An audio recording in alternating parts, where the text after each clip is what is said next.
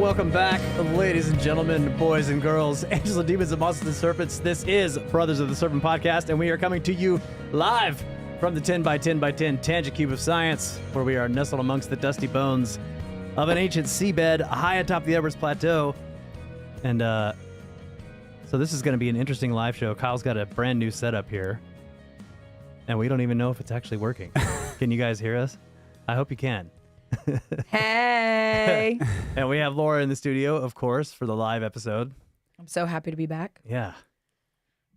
We have a bunch of one-up boxes, a ton of email. Like, dude, I was going through these emails. We have emails from last year. Oh, man. Yeah. Are we going to get to those first? Yeah. Okay. Yeah, we're going to start with December of 2023.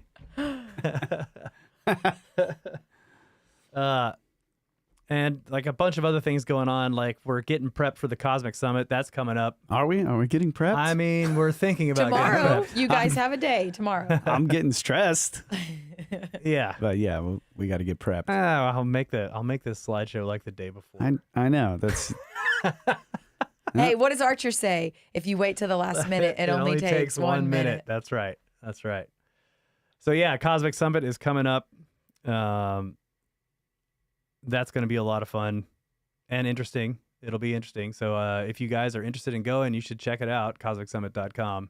I think we have a promo code. I think it's like Snake Bros. If that doesn't work, try snakes. It's one of those. We're going to have a better merch table situation happen. Yeah, we are going to have merch there. Lots of cool merch, like custom non-TeePublic merch. I got to find out what that promo code is exactly. Yeah.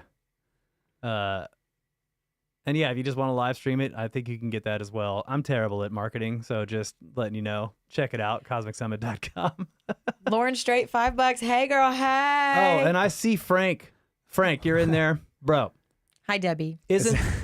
Frank, isn't this summit like in your hometown or something really close to you? I'm just saying, if so, you have like supported us for so long. I would love to just get you a ticket, dude. Done. So, yeah, Yep. So hit me up on Discord. And we'll get you a ticket to the summit if you can go, because I'd love to see you there. Yeah. Yeah. Yes, I agree. 100%. In other words, we'll see you there. Yeah. Bruce Silva, $20. Beer money for the boys. Hey, buddy. Thank you so much, Bruce. Debbie says hi. Thank Hi, you, sir. Debbie. I got to FaceTime Debbie at the Eclipse event, Bruce's wife. And I was walking around, showing her around, and I got to show her his event violations that were stuck on his windshield. I got to take the phone with Debbie on it and like show Bruce's truck, like, look at his violations. It was priceless.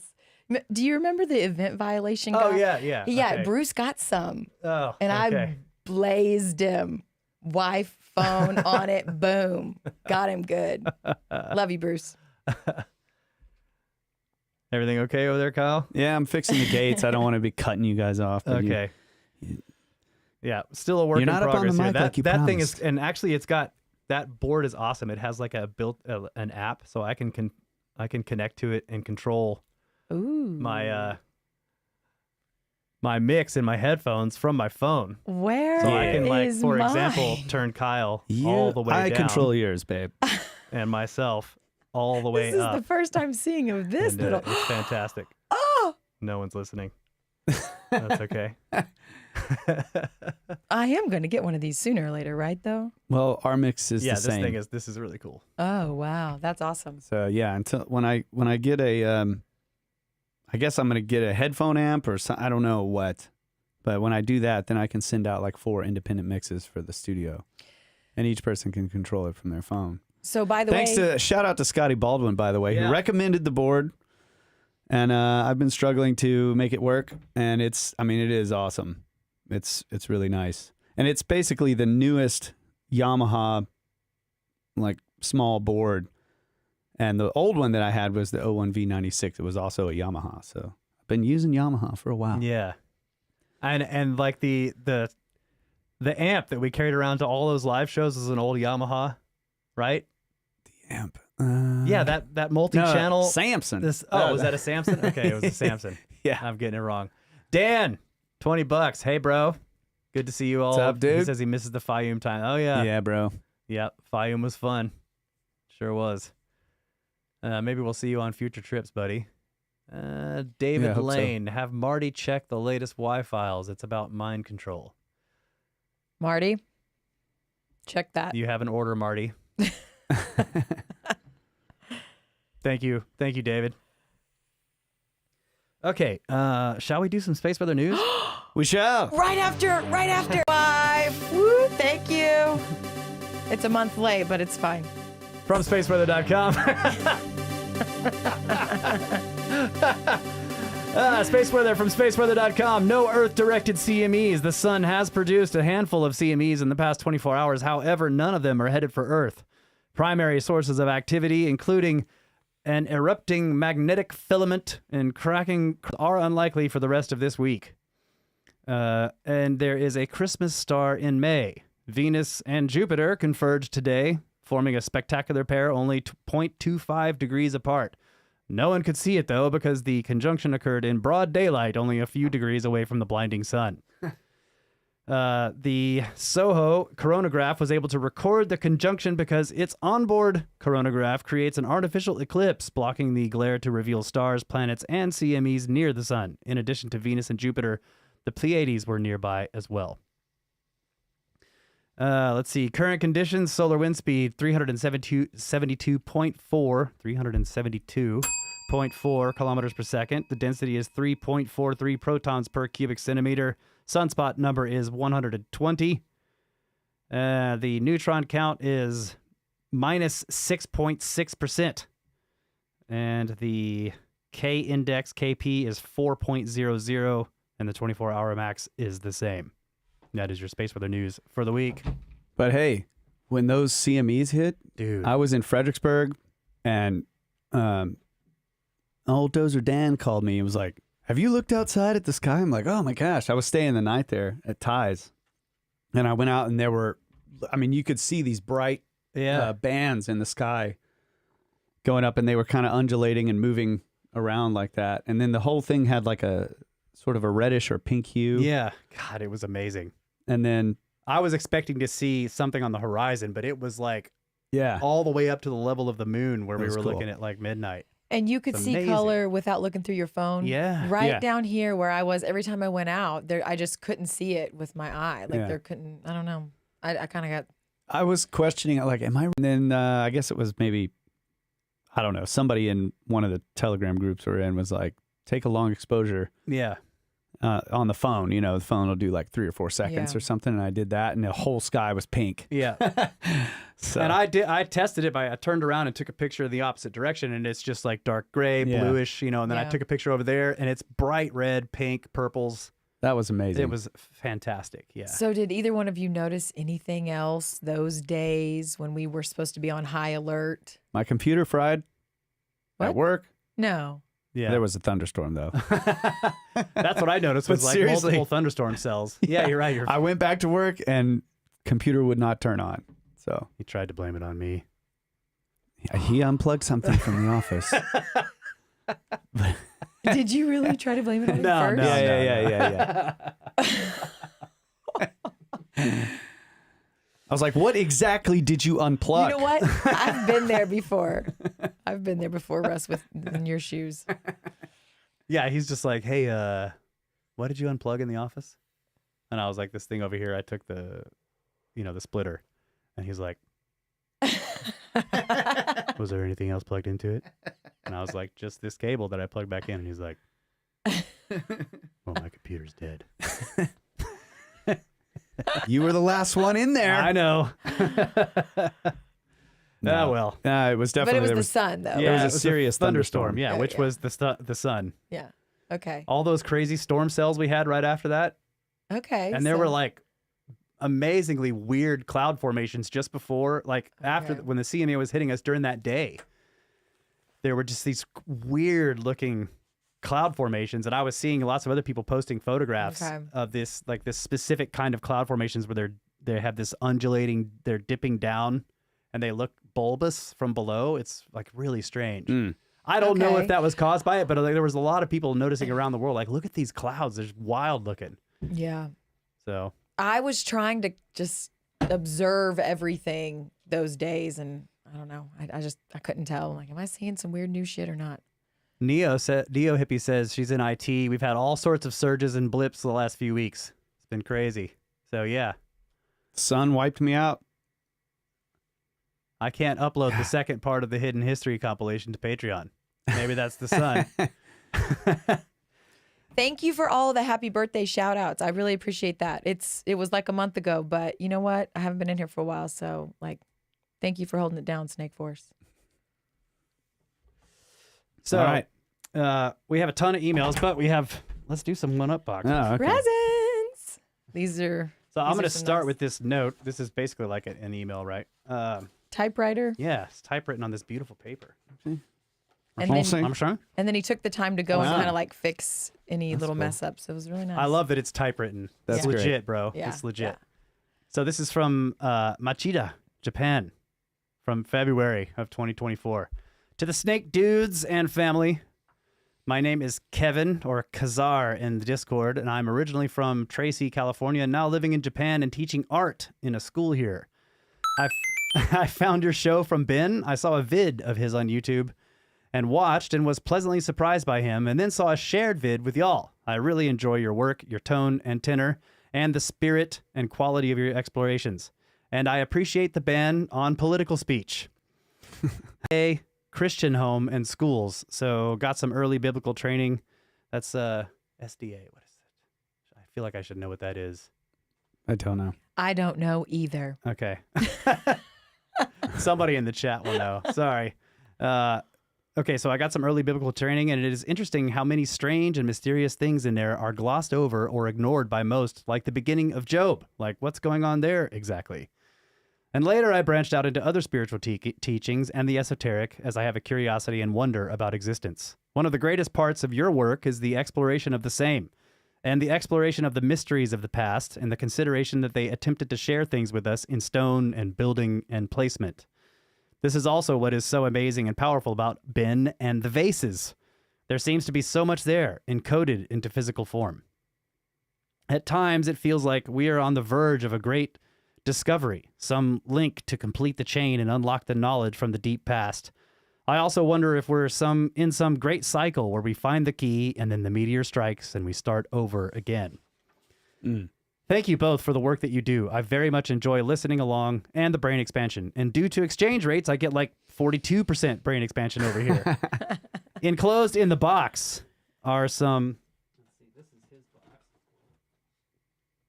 Look at this. Enclosed in the box are some lino-cut prints, including a certain fishy figure with the pine cone and mysterious bag. I made that in 2012. Also included are Chinese zodiac cards, both the dragon for this year and the cow from 2021. Y'all being Texans, it seemed only right. The snacks are some Japanese treats. Yes.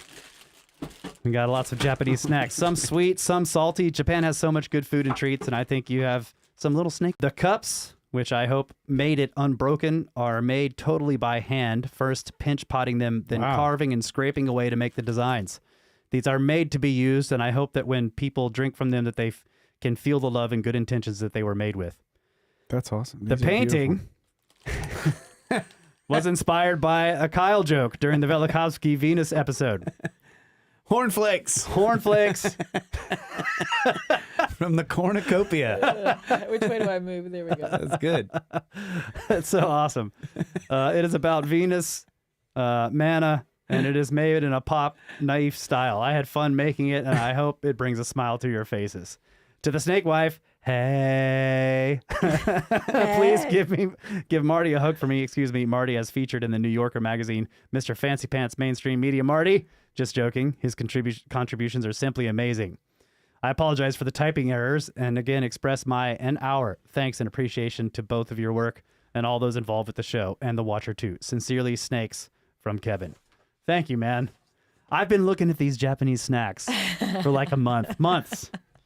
And we haven't opened them because we haven't officially opened the one-up box on the show. So here we go.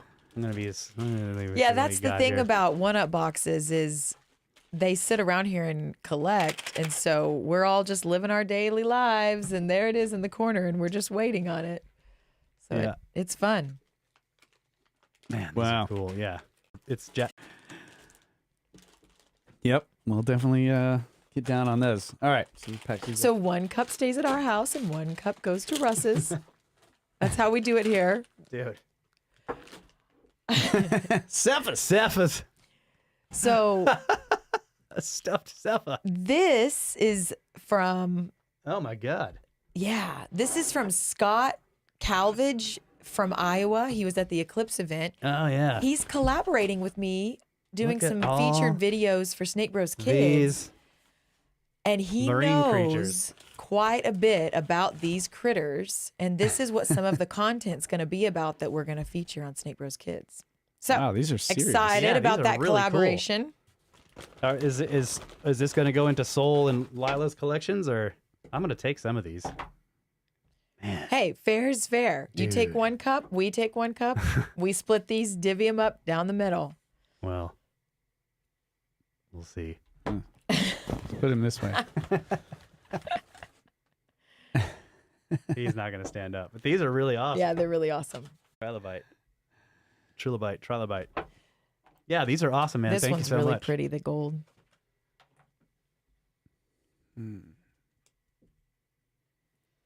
What does he got? Oh, $5 from David Lane. He says, "Hey Kyle, just put a PAF in the neck position of my telly. I love it." PAF. What is that? So I guess we're looking for SDA and Some kind of pickup? PAF. We need help with these. Why can't I think of what that is?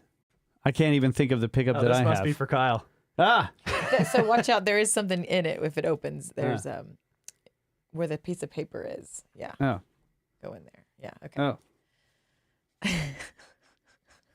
oh. What is? The music? It's No. Oh, SDA, by the way, is Seventh Day Adventist. Thank you. Oh yeah. Thank you. It's a bunch of butts, babe. Sorted butt demo cuts. Look at the picture. It's a bunch of butts. Oh. Jeez, what the hell is this? And then here's another one. History of butt.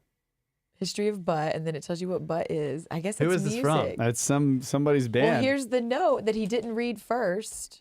Oh. So Oh, do I need to read this? yeah. I didn't even know there was a note here. Let's see. I have this shirt. Somebody gave me the Tychos model shirt, and I do wear it until Laura took it away and got rid of it. Yeah. Yeah, this is Mike. Oh, okay. Yeah, of course it's Hey, from Mike. Mike. Yeah, what's up, buddy? All right, so here we go with the Tychos model. Sorry, So I he thought said- you had read that one already. I didn't know you had. Well, now that I know it's Mike, I know okay. exactly what it says. Okay. Hello, Russ and Kyle. Greetings from Montana. As I lay in my bed at 2:30 a.m., it is snowing and blowing outside. I check the computer to look at weather forecast. Thanks for the opportunity. I originally was going to join you in real life on this tour, but it just didn't work out with the timing. So I am sending you this new hardcover book, The Tychos, Our Geoaxial Binary System 2nd Edition by Simon Shack. This is a gift I don't think you really want. House relentlessly trying to persuade you to look at it more seriously again and again and again. I believe that the Tychos model will replace heliocentrism eventually. It is not going to go away. It explains the current well-known problems with heliocentrism and doesn't break the laws of perspective. It is clear, logical, and is based on and verified by thousands of years of noted observation back into antiquity. Below are more radical thoughts and possibilities that extend from the Tychos model. The extremely hard to detect, slow 1 mile per hour movement of the Earth around its 25,344 year PVP orbit is the most important discovery in astronomy in nearly 400 years, and it will change how we look at astronomy and physics. Somehow, through God or just dumb luck, the Earth got stuck near the barycenter of our solar system. It is not the center of the model, has been purposefully suppressed. Einstein was wrong. There is an ether. It has been detected by Sognac, Miller, and Michelson-Morley. A new physics is needed that takes into account magnetism and electricity, that gravity, the ether, and mass are related through electromagnetism, and the numbers involved in the Tychos constitute a separate hidden extension to the sacred geometry numbers we already know of. I could go on, and perhaps I will sometime, maybe when I see you at the Columbia River Tour in September. For now, I'm enjoying the views and explorations of Egypt with you Snake Bros, having been to Utah, Egypt, Turkey, the mega floods in the Scablands, These have all been life-changing, eye-opening, and real fun events that have provided me with so many new perspectives and friends. Thanks again for all the good times and good thoughts and great adventures. From Mike. P.S. I recommend you look at chapter 31 first. All right. Yeah, so whenever we hang out with Mike, we have this Tychos discussion. And Kyle and I are like, well, we've looked at it a bunch, and he is just convinced that we haven't. Because if we had, we would believe it's true. So I understand. I respect the Chapter 31, you said? yeah, chapter 31. The last chapter, okay. The determination. All right, I'll definitely thank you for that. Yeah, and this book is amazing, so thank you. I'll check that out. I had that thing prepped. That letter and those discs were in that slot where 31 is. That's And funny. you two just screwed it all up. Yeah. Hey, I've only touched the book to hand it to Kyle. You can't blame this on me. Hey, can you scroll up a bit? I think we got some. Oh, we got the answer for the PAF, actually. I saw it come in. There we go. Bookmarked. Let's see. Scroll up a bit there. Scroll up a bit, brother. Patent applied for early model of the humbucker guitar pickup. Huh.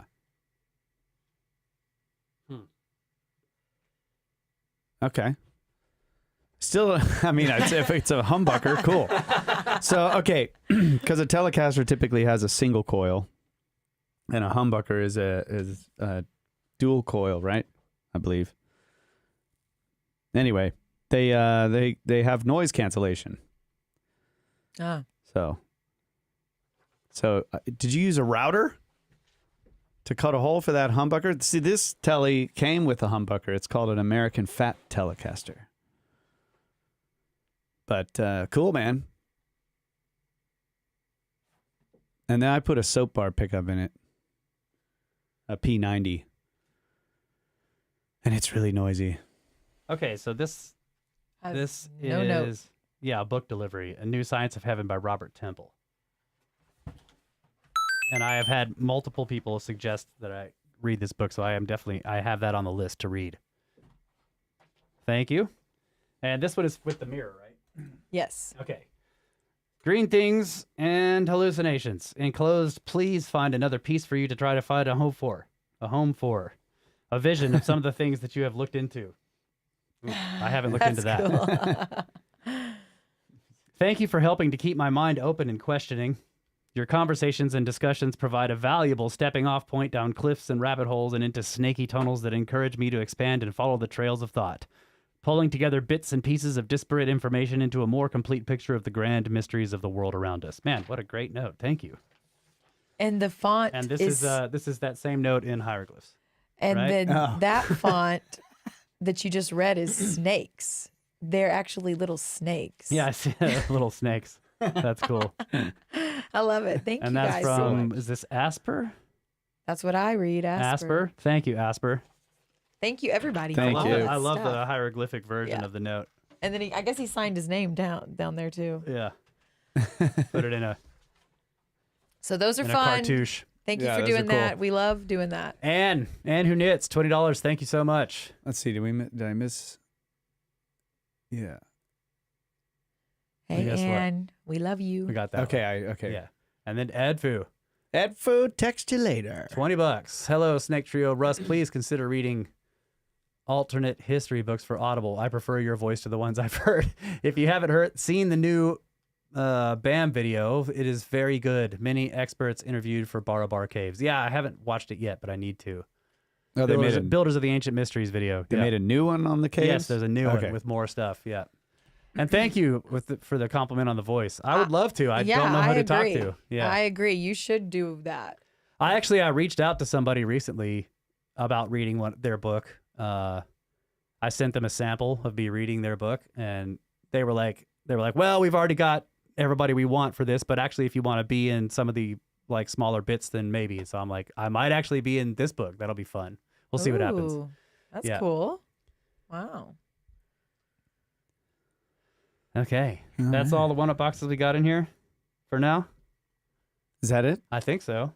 That's it. That All was right. a lot. Well, thanks everybody. Yeah, thank you guys. Well, I was mad because you guys kept saying they're stacking up over here, and I'm imagining a giant pile. That was just me complaining that because this is Well, small. it's just that they stack up on our table spaces, and I was like but then I trying to took 'em redo the studio. out. Yeah. So I Well, was just I'll take the books, all the snacks, all the cephas, the mirror. leave us one cup. Yeah, you guys can have a cup.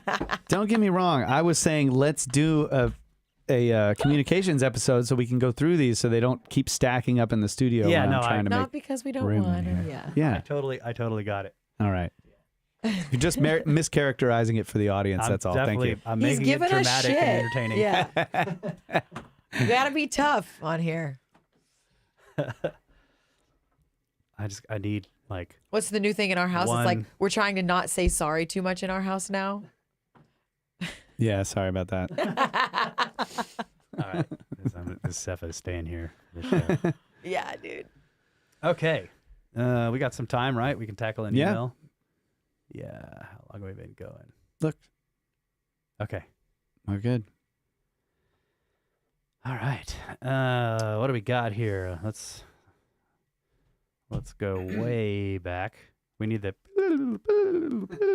time travel music. All right. From Chad.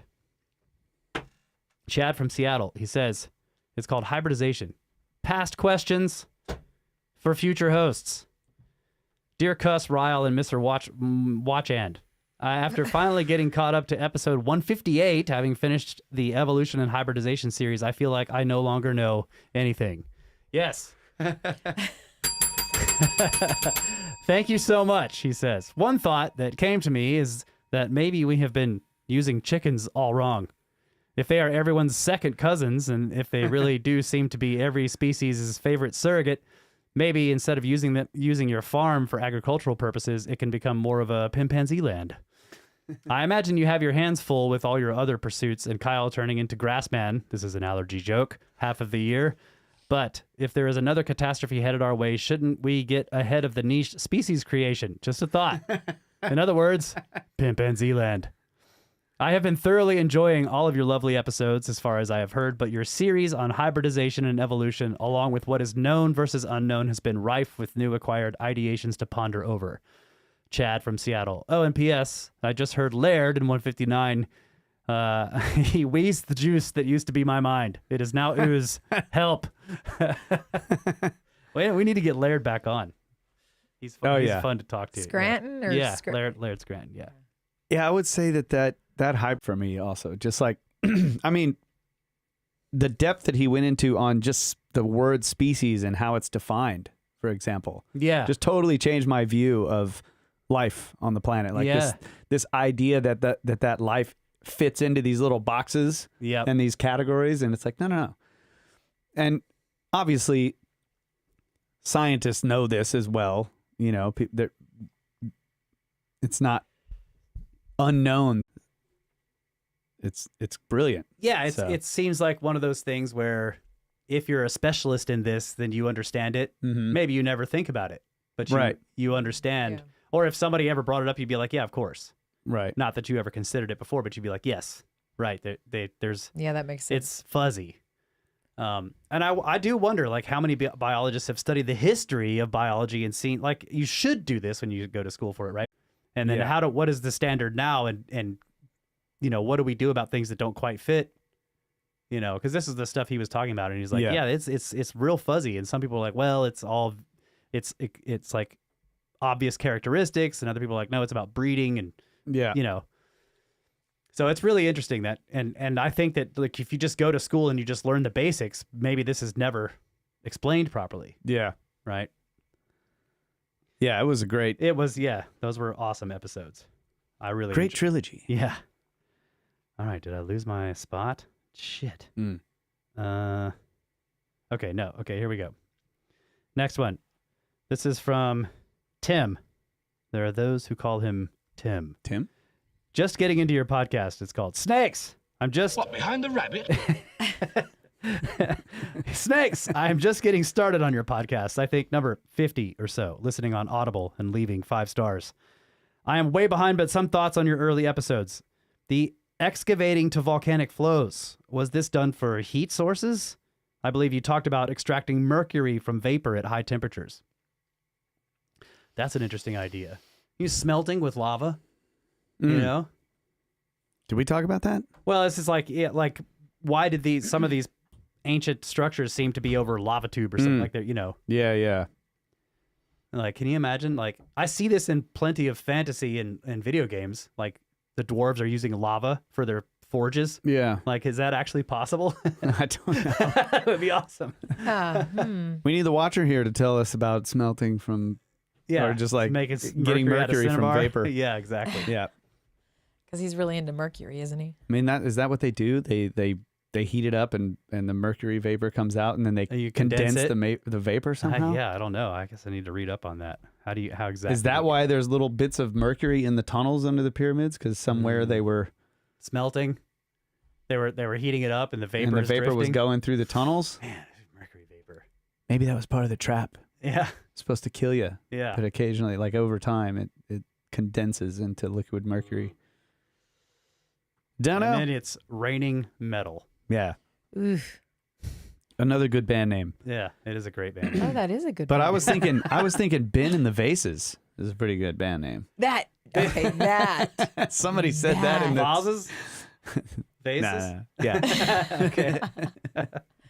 Hey, it's All right, time. we're out of time. All right, we're gonna take a quick break. We'll be right back. Thanks to you guys for sticking with us with the live. Thank you.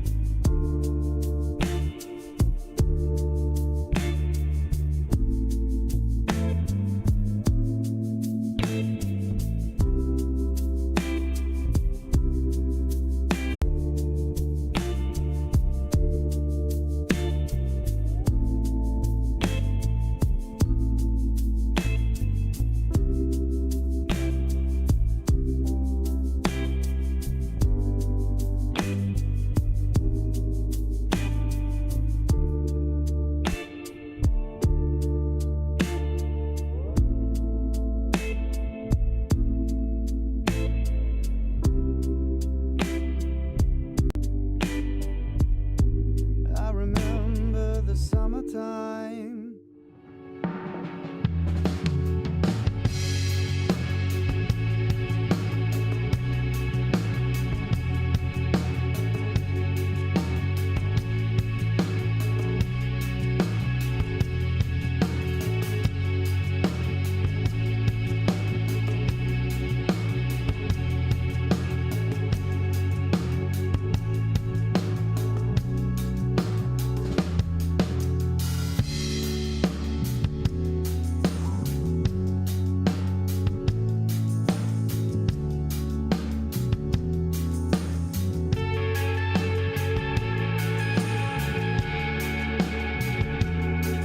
And we are back, ladies and gentlemen,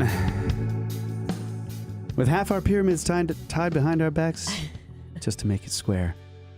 Make it square. That's right. By the way, we stopped right in the middle of that guy's email. Oh. A genius. Yeah. Genius move. Totally part of the suspense build-up. I didn't even know. 100% intended. Zero mistakes. Well, I have a question for Edfu. Have you heard that song? The bumper. You said it was cruisy bumper music. I'd just like to know. Yeah. Have you heard that before? Because there are lyrics to that song. Yeah. And it's about says cruising cruising in my car. So that's pretty weird. Yeah. Maybe he heard it somewhere. By the way, I still haven't heard back about that.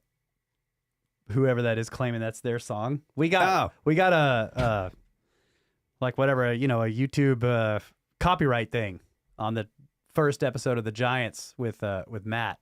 They said somebody has claimed that one of Kyle's songs that we put in there actually belongs to them. What? And I'm like, no.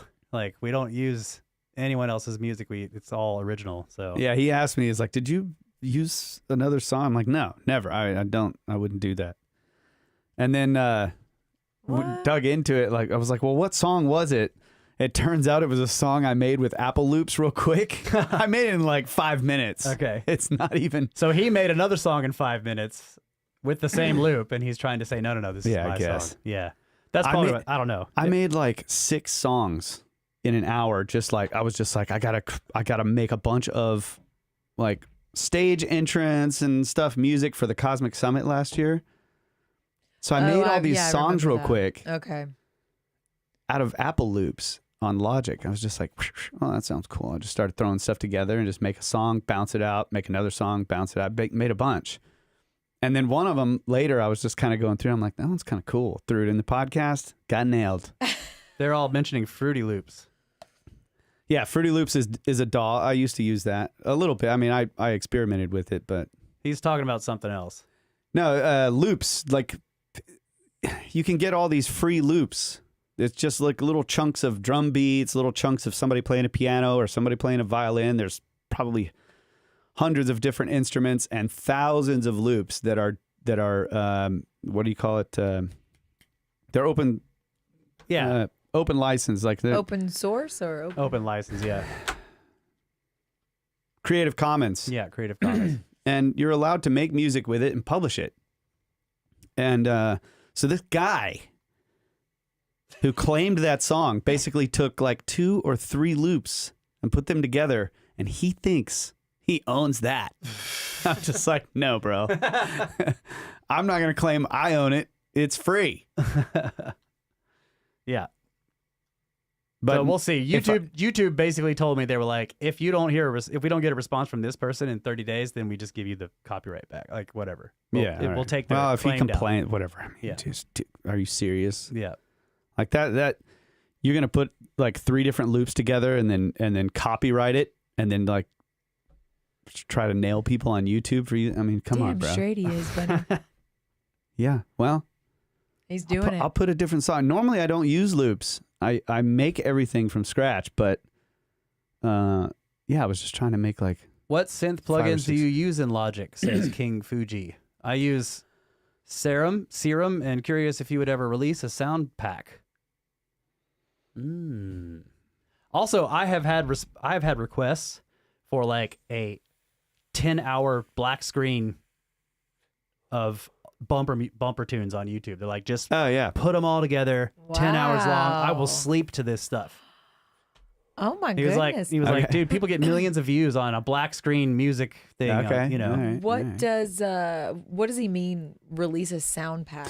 So I have not made, like I used to do this a long time ago. I would make my own MIDI sound banks. Like this was back when I was using Cakewalk, like in the 90s.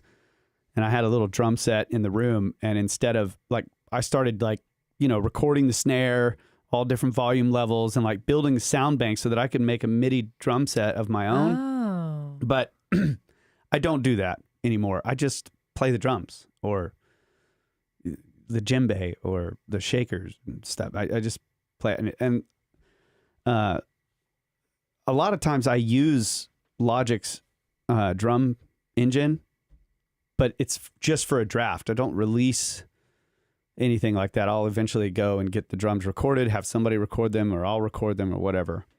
But yeah, I haven't made sound banks. So I don't, but I use all the synths pretty much. I mean, one of my favorites obviously is the electric piano. You're synth. calling it a sound bank. He's saying sound pack. Is that the same thing? like a pack of so. sounds that you've custom made. Okay. Yeah, which is Okay. making a pack of, if you want to call it a pack of sounds, fine. You put it into a bank. It's called a bank. It's called a sound bank. Yeah, but you can download them as like a Yeah, Like and a it's got sound like pack. all your drum. So no, I like that, a pack of sounds, honestly. That's I've really never good. made those, and I don't. I mean, like Sir, I would like to have a bag of sounds from Yes, you. please. 3 packs of sounds. Cakewalk was great. Back then for sure, and wave editing, all that was really good on Cakewalk. I still have it. It's on that hard drive, but like I was like, well, I'll stick a USB drive in there, and it's like, just give me the hard drive. I need to give you the hard drive. Yeah, I'll plug it into my computer and we can get all the But data I need off. to Oh, get if it gets plugged into the your problem computer, is- does it go? Shh? Yeah. and stuff, because otherwise it'll just be like folders full of audio files. Can't I just pull all the folders and then install Cakewalk? It's on my pre-Sonus computer? now. They don't make Cakewalk anymore. It's pre-Sonus. I'll find an old, Pretty come sure. on, bro. Let's just sail the high seas. I'll figure it out. Sailing the high seas, dude. I love it. Hey, you should do that though. The 10-hour deal he's talking about. Yeah, Yeah, you should do that. yeah. So yeah, I use a lot of the Logic has a whole bunch of little weird synth engines where you can make a waveform. You can make a sawtooth, or you can make it a sine wave or whatever, and then you can change all these little elements about it, and you can add LFOs and all this stuff, and pretty much create your own sound. So if I want a horn sound, we record the trumpet or trombone or a flute. Thank you, Laura C. Or the shakers. I like we use the djembe drum a lot. And I'll Man, use look the at all these people in here with all the different programs. I'm amazed at how Sonar. many of you guys. Not pre-Sonus, Sonar. That's right. It's really awesome how many of you guys record and know all this stuff. That's great. Reaper. I know. I've been told about Reaper. I haven't checked it out, but I mean, I love Logic. Yeah, Logic is. They came out with a new version, and they was like, check it out. We made all the AI stuff great. And I was just like, I don't. They did make one thing way better, which is the drum, like the drum synth thing. They improved that quite a bit. But for me, that's just temporary. I use those drums temporarily until I go and record them live in the studio. Anyways, I haven't made sound packs. Sorry, bro. Too bad. But we can make a 10-hour. Yeah, we got Black you screen covered. video. I mean, I don't know if it'll be 10 hours unless you loop it. I just don't know if loop I it. have 10 hours of music. It's, pianos. And they went and pulled up, like they found all these vintage electric piano, major grand piano designers. They went to studios with badass grands of those models or whatever and recorded them in so many different details, so many different ways, pretty much everything. They covered all the bases. And that's what I use now for the keyboards. And yeah, that's about it. I love Logic's electric piano software, though. That's cool. All right. So, Tim, we'll finish your email now. Sorry about that. I'm sorry I said sorry again. I'm trying not to say sorry so Try not much. to say sorry too much. All right. So he says cart ruts in stone. My thought was whatever they used to soften the stone was falling off the cart, and then the wheels maybe were wearing into the stone. And then they're carrying it on carts, and it's dripping out of its containers and softening the stone. Yeah? And it says, okay, as for some tunnels being shut down, I could see governments utilizing these for the next cataclysm. So I don't remember what that was about. I was trying to remember this when I read this email.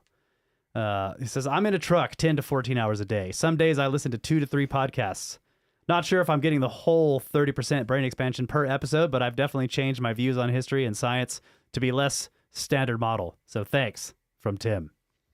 Thanks, Thank you, man. Tim. Yeah. That was great. Yeah, Appreciate and you that. know what? Like, He's just saying, like, you've helped me be less standard model. That's Yeah. great. I like that. yeah, and long drives perfect for podcasts, right? Yeah. That's exactly. One of the things I really love, just kind of in response to the last bit about the standard model, like being less standard model. One of the things I love about these conversations, it's like I went from standard model to just complete total rejection of standard model, open possibilities everywhere. But because in the process of going through all these details, we were also learning so much about the scientific method. Yeah.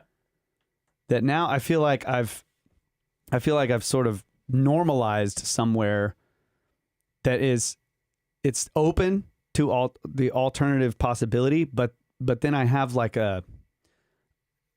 some tools or a guide to look at alternative models to see if the scientific method is being utilized Applied, yeah. and applied And so I think it's great.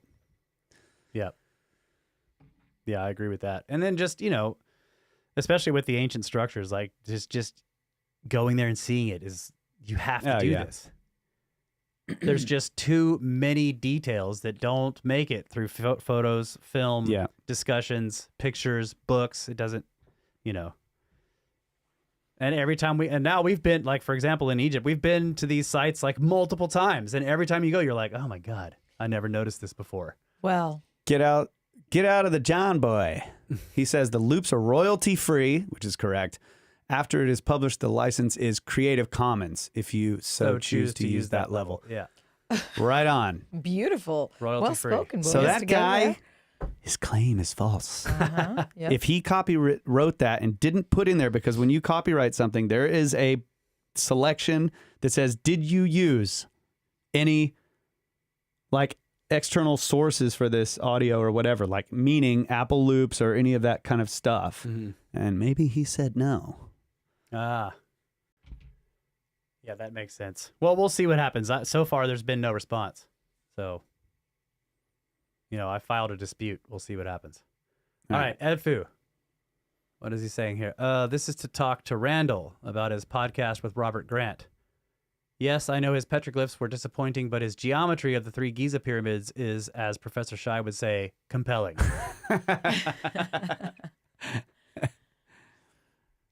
Randall's podcast with Robert Grant. I haven't seen it, so I don't know what you're talking about. Yeah, me either. So, but thank you. Okay, let's go to the next email here. This is from... So we did finish that guy's email. We Fine. did, Okay. yes. Yeah, thanks, bro. Yeah. For the email. Thank you. From Tim. All right, this is from Linux. Or Graf Buttflapperheimer von Schland. Says, Dear Snake Bros, thank you for all the error-free episodes. You guys are a blessing. You are welcome. 0 mistakes. Error-free. It is our pleasure. The following ruminations were probably already addressed by you in episode 1, which was about the electric universe. But if not, I will jump back to episode 306 with Ben's precision vases. When 16 gigahertz came up, Kyle quickly mentioned the fact that a numerical value is dependent on the unit used to measure it. In this case, or in that case, it was seconds, a measure of time. This was known by all of you, so you are the right guys to answer my questions. Well, I don't know about that, but we'll see. So if E equals mc squared and c is the speed of light, then we can adjust the unit of the time factor in c so that E is equal to 33 or any other value that we can think of. But 33 just rings a bell. If we are traveling at sea and turn on our flashlight, E is still 33 for us because it is observer dependent. This is similar to comparing the solar day to the sidereal day, but maybe for different reasons. In the solar day, we are the observers on the Earth, and with the sidereal day, we are not, and their lengths are different. What I am noveling towards is that you podcast guys, sorry, I meant podcastinators, bumped my thoughts back to the double slit experiment and the observer effect. After reading about more recent double slit experiment variations, I am now so confused that I decided to ignore them. But does all of this suggest that we create the time in our own minds, whatever minds might be? If we don't observe the single photon, there's no time, and they all travel at once, or what? I will be out back bobbing for apples through the ice in the rain barrel, holding my handbag and waiting for your answers to these questions. Thank you for all that you do. Your fan and listener since episode X-1, Graf Buttflapperheimer von Schland. Thank you. Okay, what you're making me think of here, I'm not sure if this is way off, but it's a wavelength. So I don't know if you're asking specifically about this relativity concerning the 16 gigahertz or tetrahertz or whatever. Yeah, it is. you were at the time you were pointing out that it's this number 16 is just because we're using it seconds. Yeah. So, but what he was talking about is the double slit experiment or the observer effect of that the light goes the same speed no matter what, but still the wavelength changes. Right. The light may be going the same speed. So you can detect a change based on velocity. Yeah. So or, you could, or maybe just, or if you want to just say it in a more fundamental sense, based on energy level, right? So the energy level of an object is based on its relative velocity or whatever, relative to other stuff around it. Yeah. As a massy object approaches c, its mass increases, and when you reach the end of that curve, I mean, it starts to increase enormously. So like if you were going 99.99% speed of light, your mass would approach planetary star, like the more energy you add, it turns into mass rather than speed, which is a weird thing, right? Yeah. And I probably just took us way off of the question of whatever Kyle was trying to say. I'm sorry. I was trying to think of how do you make a thick joke? Like, you got to go faster. Yeah. Make them Yes, travel faster. That's right. Okay. Ain't thick enough. Ain't Travel fast, Ain't fast enough. So bad. Okay. But what I'm saying is, I thought what he was talking about was, even if, depending on your speed or whatever, the light still looks to be going the same speed. Doesn't matter. But the wavelength will change. Yeah. So what they're talking about there is not the speed of light necessarily, but the wavelength. And so I think that I don't mean to interrupt you, but he makes this connection here. But he's like, okay, so you're pointing out that this is based on seconds. This number 16 only exists because we're using a second. Right? That's true. Now he's saying E equals mc squared, and c is the speed of light. So if we adjust the unit of the time factor in c, in other words, we use some arbitrary unit of time, that where c does not equal 186,000 miles per second, but rather it equals something else, that number will give us an E equals 33. That's what he's trying to say. I'm not sure if it works that way, because the time factor would change for all of it. Yeah. I don't know if that changes my opinion on The double slit experiment? No, whether or not the number means anything or doesn't. Yeah. I mean, it's still the same. Right. So I'm not sure if I really understand the question.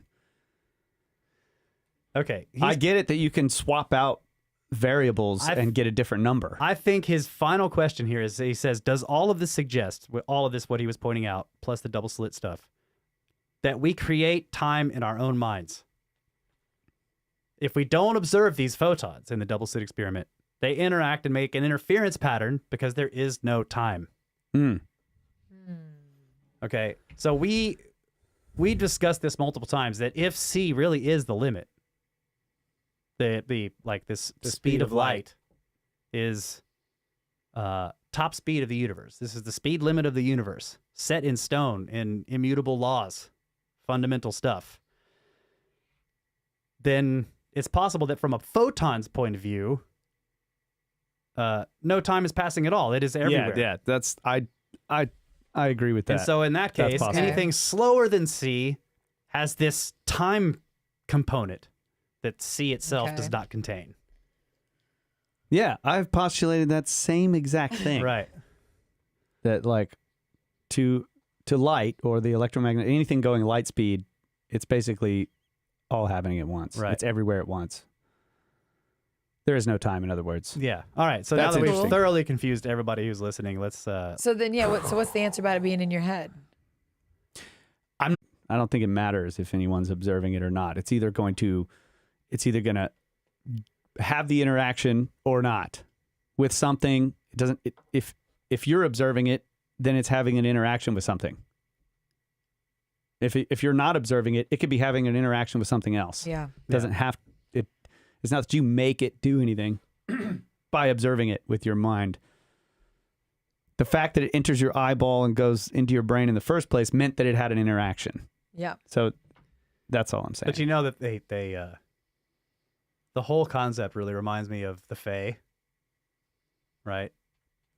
That like they're these. It's like when you see them, they sort of get nailed down for that particular period. Mhm. But when they exist when you're not looking at them. But they're this sort of like cloud of probability, right? Wait, what do you mean There's they this kinda weird get thing nailed with the down? way the myth works, huh? What do you mean what do you mean? What was the first part? They kind of get nailed down. What do you mean? Like when you're actually interacting with them, they seem like a regular, real person. Oh, okay, Right? okay. Or maybe they're Okay. a little I strange gotcha. looking or whatever. But Okay. and they have weird rules, which is the same with photons and electrons and stuff. But when you're not looking at them, they they acquire this Heisenberg uncertainty principle. That's cool. Okay. Erica's pointing out the speed of light isn't fixed, but I also think that the vacuum is a medium of some type. Right. Well, there you go. There's the ether. Einstein was wrong.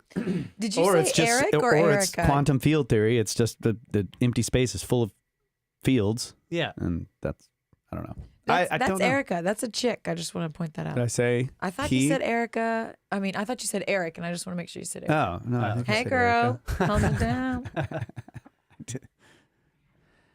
I'm not going to apologize, but if I mess that up, it's 0 mistakes. 0 mistakes. Okay, picks $10 says howdy, a la Chris Dunn, or maybe Great Pyramid was left by truly ancient non-human intelligence progenitors.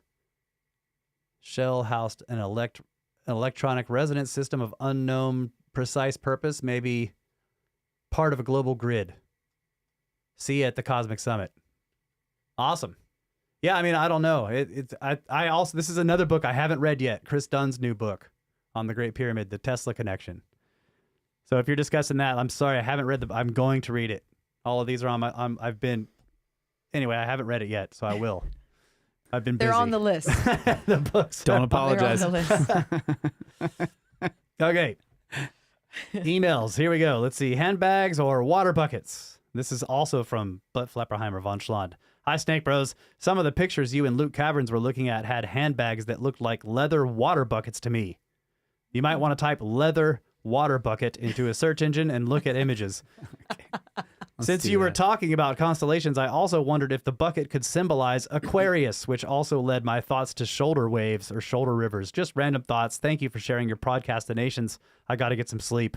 Butt Flapperheimer von Schlond. Yeah, I love the Aquarian connection. The idea that carrying the bucket of water and the bucket of water is the symbol of like knowledge, the Aquarian apocalyptic outflowing of knowledge. That may be what it is. It's just because I've thought of it too, it looks like a bucket or even a lantern, a light source, the way they hold it, but it's like a bucket full of water, and it could be water of life. It could be water of knowledge. And in some cases, alchemically, I think knowledge and life are the same. That's cool.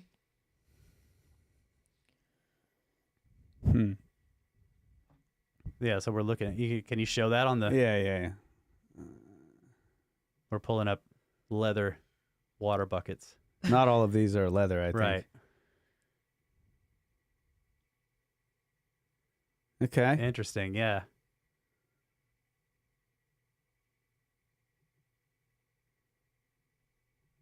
But it looks like maybe there's some kind of hard lining inside. Like it's not just, they look like they're holding their shape. Yeah, leather, you can make leather hard. Like they used to make armor out of it. That's true. Yeah, but I always go for the plate as soon as possible. Come on, dude. I was thinking, I don't know, this is way off, but I was like, we should make a chainmail jacket for the bladder on the press. Oh, So I can press the peaches. that's a genius idea. I pressed that is. I pressed the peaches yesterday, and so the press is like it's all the wooden slats in a circle, sitting on a tray, and there's a bladder inside that's like a real thick, like tire rubber, and you put the lid, you pour the stuff in there, and you put the lid on it, and then you inflate the rubber bladder on the inside. So I dumped all these peaches in there, and I was pressing it off, inflating it, deflating, inflate. And I'm like, all right, I'm going to take it up to 1 bar. And I all the while it'd been like half a bar.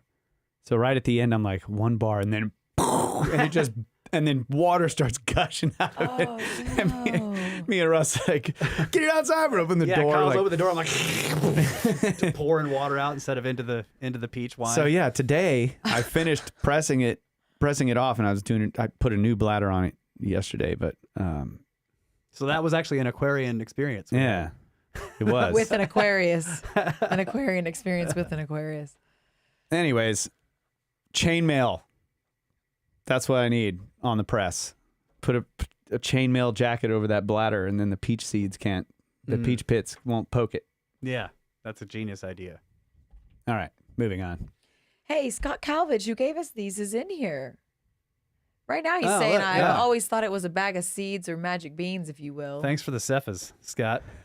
Also, I see Greg. Okay, so Greg, Chat, are multiple of you experiencing like glitches and you think that the video is behind? Everything looks fine on our end here, but if you are, say something in the chat because maybe there is something wrong. Do I need Whenever Kyle switches screens up here and I see the YouTube, I will see a lag happening do I need to on set a there. I don't know if delay that on makes this? it. No, I think he's talking about the actual YouTube video, not that the audio is off. But maybe he does mean that. It's been skipping It was the so video, much. is what I was saying. It keeps jumping. It jumps. Oh my gosh. Glitches are happening. Yeah, okay, so a lot of people are saying it's jumping a few times. Well, I mean, Lagging for a few seconds. New equipment, first deal. We're going to probably have a couple. How is that possible? I'm just It's not having anything to do with your Oh, board. okay. It's internet connection. Okay. okay. But yeah, they're getting buffering. This is all solar flare stuff. You guys can't blame this on us. Okay. One guy says there's not a lag. All right, that means we're good. Okay. Yeah. One person getting no lag, it means it's all of you. It has to. Yeah. Yeah, if somebody's not getting lag, then it's something at YouTube, not here. Yeah, if it was local, then there wouldn't be anybody getting it properly. Yeah. Lala C, $4.99. Pyramids and plasma generators. See you at the summit. Laura, hey girl, hey girl. Hey, thanks, Von Schlond. These are good emails. All right. Let's move to what do we got here? This is from Justin, Indiana Justin in the Discord. He says, it's called Thankful for Community. Dear slithering siblings. My personal rabbit hole started back in the 90s when I first saw the original airing of John Anthony West's Mystery of the Sphinx. I was 14 at the time, and early Graham Hancock interviews. I was always that kid, young adult and now older adult, that has a hard time believing everything that I'm told. At the same time, I was the 8-year-old kid that would read the encyclopedia about things that grabbed my interest. A lot of those interests involved sharks, crocodilians, and of course snakes, as well as skyscrapers, prehistory, and whatever else squirreled past my thoughts. Because of starting a family early in adulthood, I lost time for, and over time, sadly, interest in certain topics. Long story short, after living a little, life had me turning away from mainstream, most people, and keeping up with the Joneses that comes with a lot of normal everyday life. And that's when I started using the internet for its true purpose and looked up some Graham Hancock. Hogan led me to Randall, and Randall to the brothers, and so on. So, I have been randomly listening on Spotify and watching on YouTube, picking the titles that grabbed my attention at the time, but I really need to start from the beginning and watch them all in order. Same with Cosmographia, Uncharted X, and a few others. I've been going through a rough time in life the last 6 months, self-induced setback, but nonetheless, it has left me questioning a lot of things in life, depressed and lonely at times. And then I turn on your podcast and get lost down the rabbit hole. As you guys talk, either among yourselves or in an interview with any number of great and fantastic guests like Marty, Ben, and Luke, I start to come back to my normal self, laughing at the jokes, thinking about the topics and conversation at hand, and at times wishing I could chime in with a comment or question once in a while. So let me say, thank you guys for all you do and how you do it. The fact you guys are brothers makes me think of the time when I was closer with my siblings, but life and their drug use sidetracked that relationship with them. So let me just say that I feel like I have found a new family with Russ, Kyle, Laura, the Watcher, Randall, Ben of Uncharted X, Johanna James, Jimmy Corsetti, and the list goes on. And let's not forget the whole Snake Force in the Discord. Yeah. I hear a lot of the emails you guys read, and I know I'm not the only one that means it to their core when I say you guys don't have any idea how much you do for the world, and I thank you for it. Warm and fuzzies. Anyway, sorry for the book, Russ, but that's just the way the path took me. With deep respect, from Justin. Beautiful. Wow, email. give up. Yeah, Let them, maybe it just takes time. it sometimes. does. Yeah, But thank you very much for that. It's awesome. yeah, thank you. Okay, let's We see. got a comment. Sam Fiber Fox, £1. Thank you. Did Thank you you read very that much. one above it, too? Picks. Handbags were the common symbol of trade, serpent culture, tech, and control. Pyramids were set pieces for their psyop space opera involvement on Earth. Is it traditional serpent culture, tech, and control? Could be. Yeah. Yeah, probably. He would have Traditional. just put an E instead of a period if it was trade. Yeah. Okay. There's PSYOP space opera. He's talking about the non-human intelligences. Yeah. Oh. Common symbol of traditional serpent culture, tech, and control. But why? Why a bag? And it sounds like he's got it all figured out. Let's see. This is Todd. Called Down the Rabbit Hole. Oh. Number 2. What? Break time. Oh, is it actually. break time? All right, yeah. Whoa, that was Todd's fast. next. Todd's next. Todd. You're next. Coming back to you, buddy. Snakes.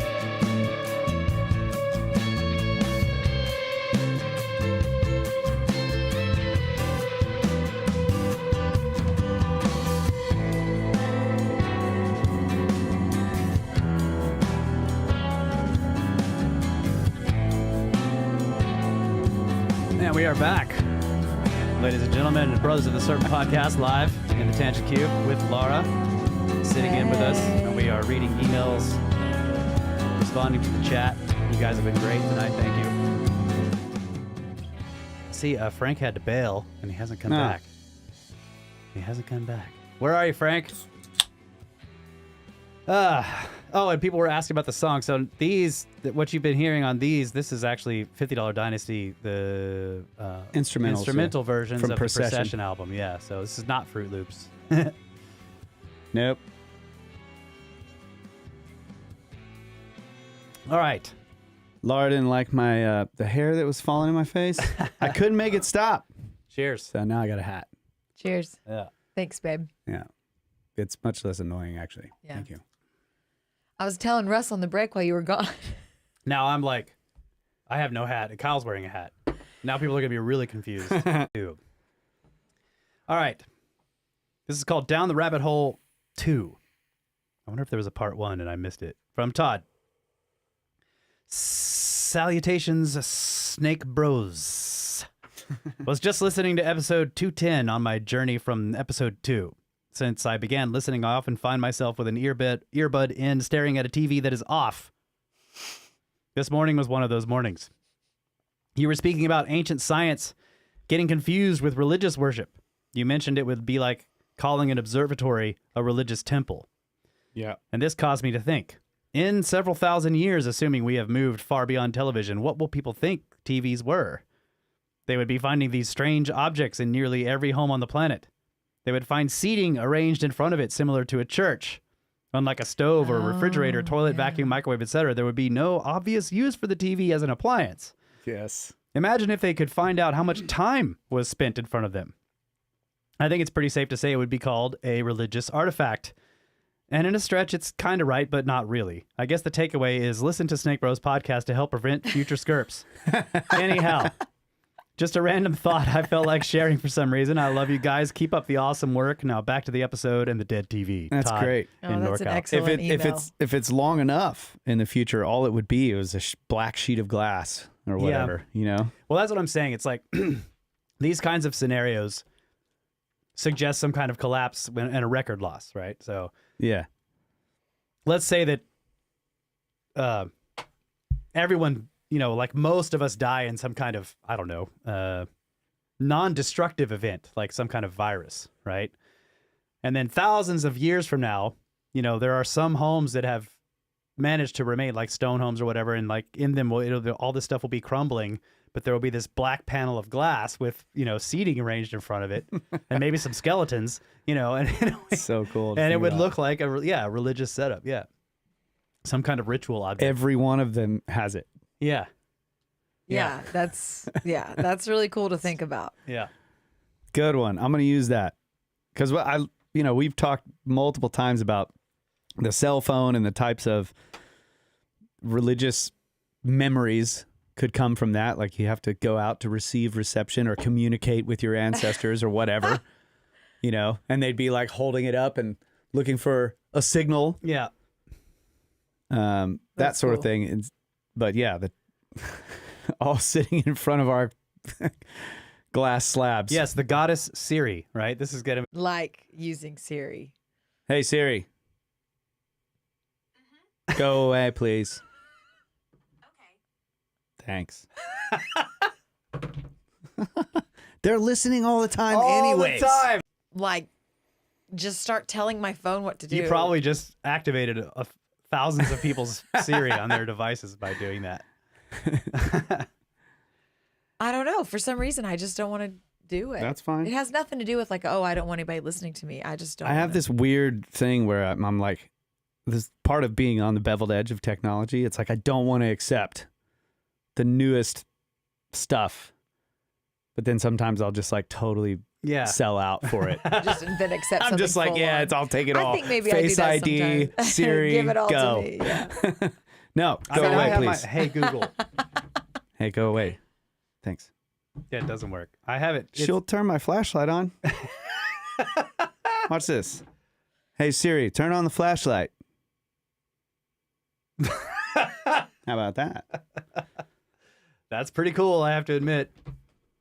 I think I Hey don't. Siri, turn it off. I think part of it is I don't like the aspect that sometimes she's not going to get it right, and then we have to keep going through it. There's that too. I know, and I don't want to have to be like you sometimes. Like you're like yelling at her, like because it's like not working. I'm like, give it up already. Okay, so this is a continuing thought from Todd as well. To continue the TV worship, you could consider theaters being the early places of worship. Some religious enlightenment took place and people were able to worship in their homes. And the cell phone was the next step in this religious process. I can see this taking place easily, so why can't the mainstream at least acknowledge the possibility that not everything that serves no obvious purpose must be a religious artifact? 100% Todd. agree. In NorCal. Todd Yeah. in NorCal. 100%. Totally agree. Yeah. That's an interesting idea that, like, first we have these massive, communal gathering areas with a giant screen, right? And then you have these smaller boxes that turn into these black slabs of glass on everybody's walls. And then everyone is eventually carrying around a slab of glass in their hand.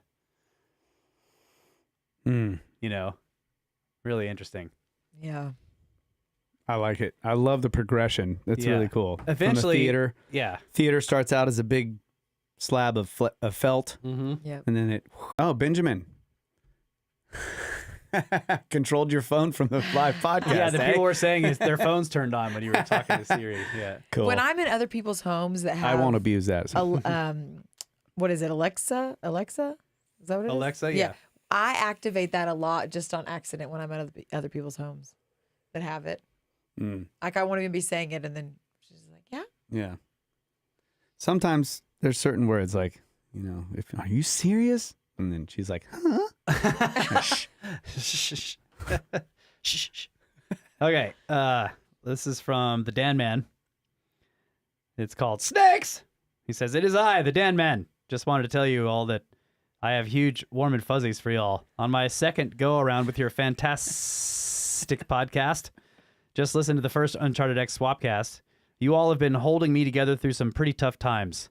I've recently gone through a divorce, and you snakes have kept a big ole smile on my face. Wow. I want you two to know, though, that my new girl has bought me some snake gear. Cue the triumphant music. Do we have any? We have some. Uh-oh. Ah, Let's try mine. Oh, there you go. Yes. Some snake gear for the Dan Man. Oh, So I do have that going for me. No, it's fine. To love y'all, the Dan Man. P.S. Snakes! Why isn't mine working? There. Okay. Oh, yeah, Guys. I hammered punched it. it too hard, yeah. that was my first save and my first. You saved it. Like You that was saved my it. first.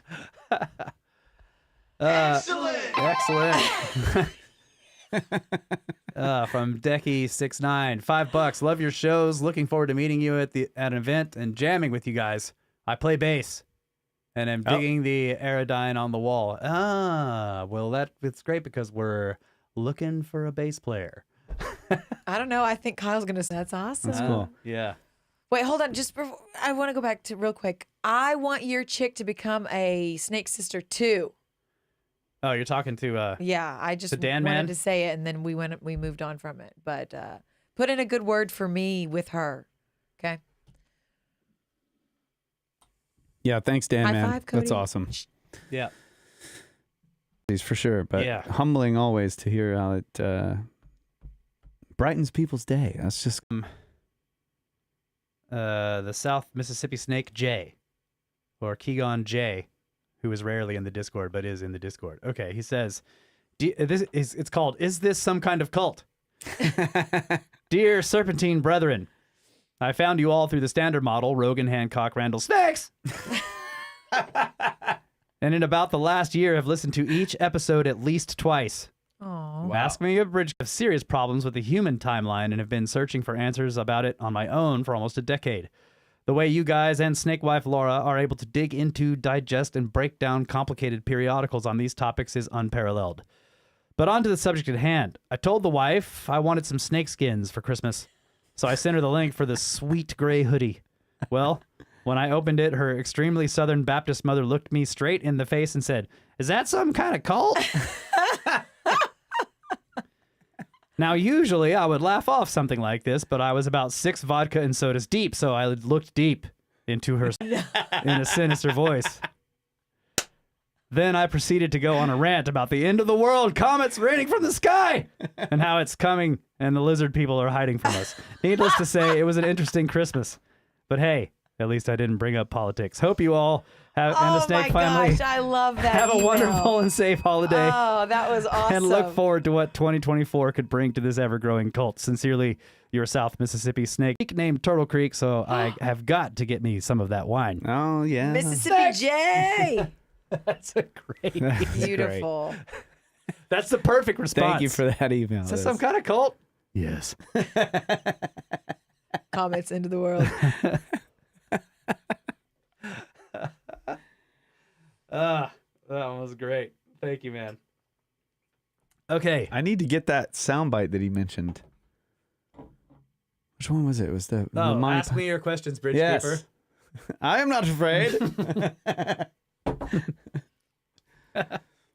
Off you go. Oh, thank you.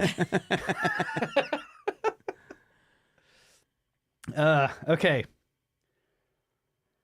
Let's see. This one is definitely a novel. But we're gonna go through it anyway. This is from Carter. It's called Halfway There. Kyle and Russ.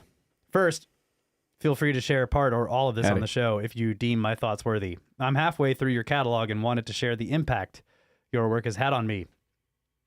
I consider myself a lifelong learner, but for years, I limited my pursuit of knowledge to reputable sources. Professionally, this serves a purpose, as legitimacy and efficacy are critical to my work. Personally, once I matured enough to recognize human nature for what it is and how true the adage, "you don't know what you don't know," is, I began to wonder how legitimate information from experts really was. I came to your podcast through a slightly different path than most. While I've my interest and what I feel like I can handle at that moment, other podcasts like yours, I binge until I'm caught up. I feel like Rogan's podcast has served to open my mind. The challenge of listening to him objectively interview someone with a radically different opinion than my own has made me realize that people and perspectives that I would have jumped at the chance to. I feel his work prepared my mind for what was to come. Unlike many, I didn't find Graham Hancock through Rogan. I just never landed on one of his episodes. I read the blurb on Ancient Apocalypse and binged the whole thing in one night. The answer to that nagging question about credentialed experts started to become clear. The work laid bare the impact of various aspects of human nature, like ego and self-preservation, on academia and its products. Since cuts from JRE were included in the docuseries, I sought all of Hancock's appearances. I'm also working through his books as we speak. Randall Carlson's imposing and fascinating contribution to Ancient Apocalypse, along with his own guest spots on JRE, led me to Cosmographia.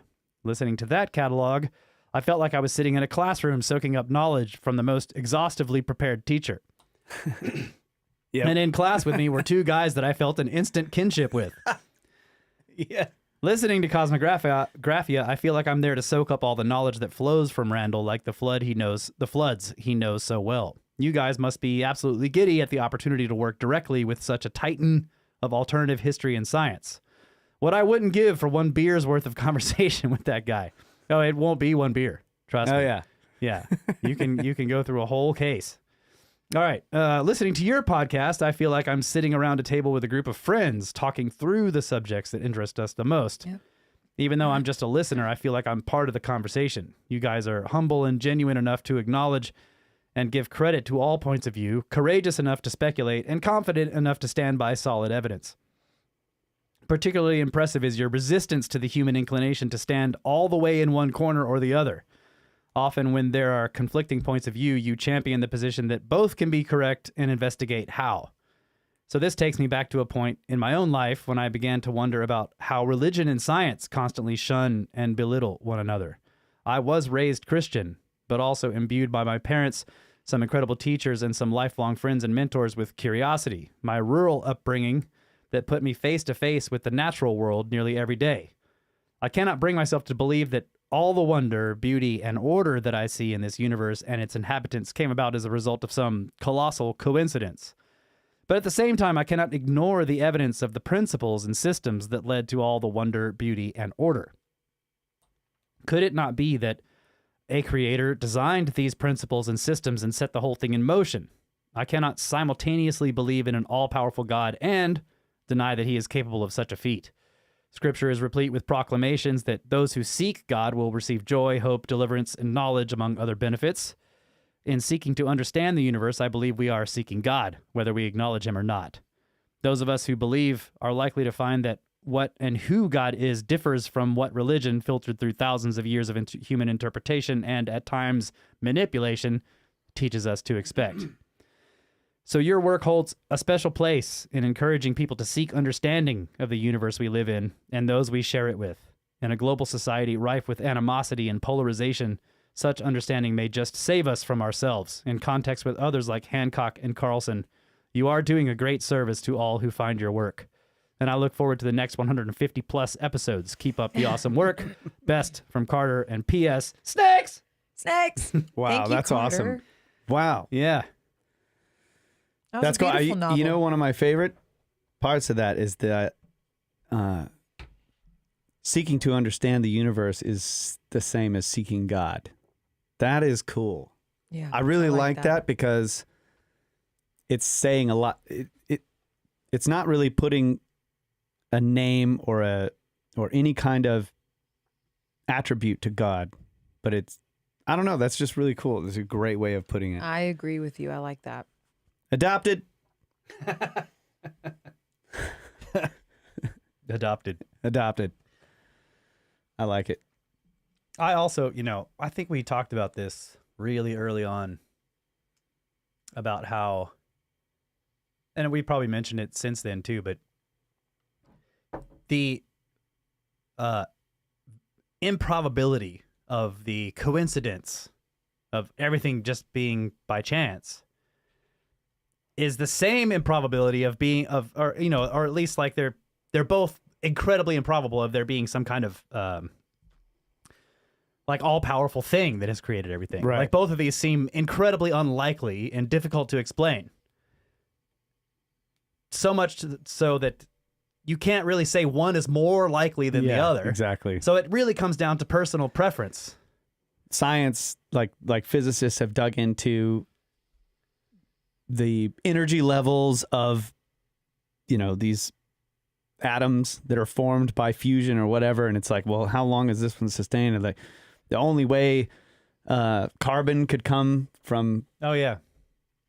whatever, it's like the energy level of the electron or the whatever it is. I can't remember what it is. Yeah. In Neutron the or fusion process is like it has to, if it wasn't it has to be this, and they calculate it like, what does the energy level have to be in order for helium to be stable for long enough for it to then fuse into the next Right. element? And it's like a number with It's ridiculously like 30 long number, significant digits. Yeah. and but they calculated it before they had the instruments to measure the energy level Wow. of the electron. I think it's the electron. Anyways, they or maybe it's in electron volts is the energy level, and I'm confusing that with another subatomic particle, but whatever. The point is they calculated the number, and it's like, it's got to be this number. And then finally, precisely this number exactly. And then when they finally got the instruments to measure it, they were like, yeah, that's what it is. Yeah, it's exactly that.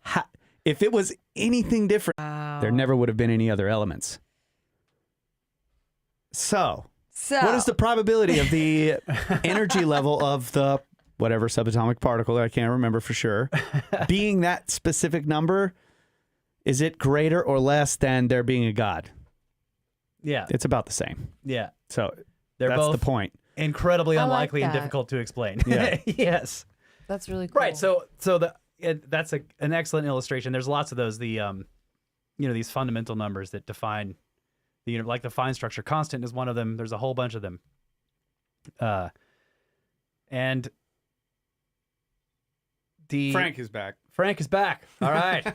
Frank, $33. Thank Thank goodness. you. I can't reach the bell. Ding ding. Thank you, Sarah.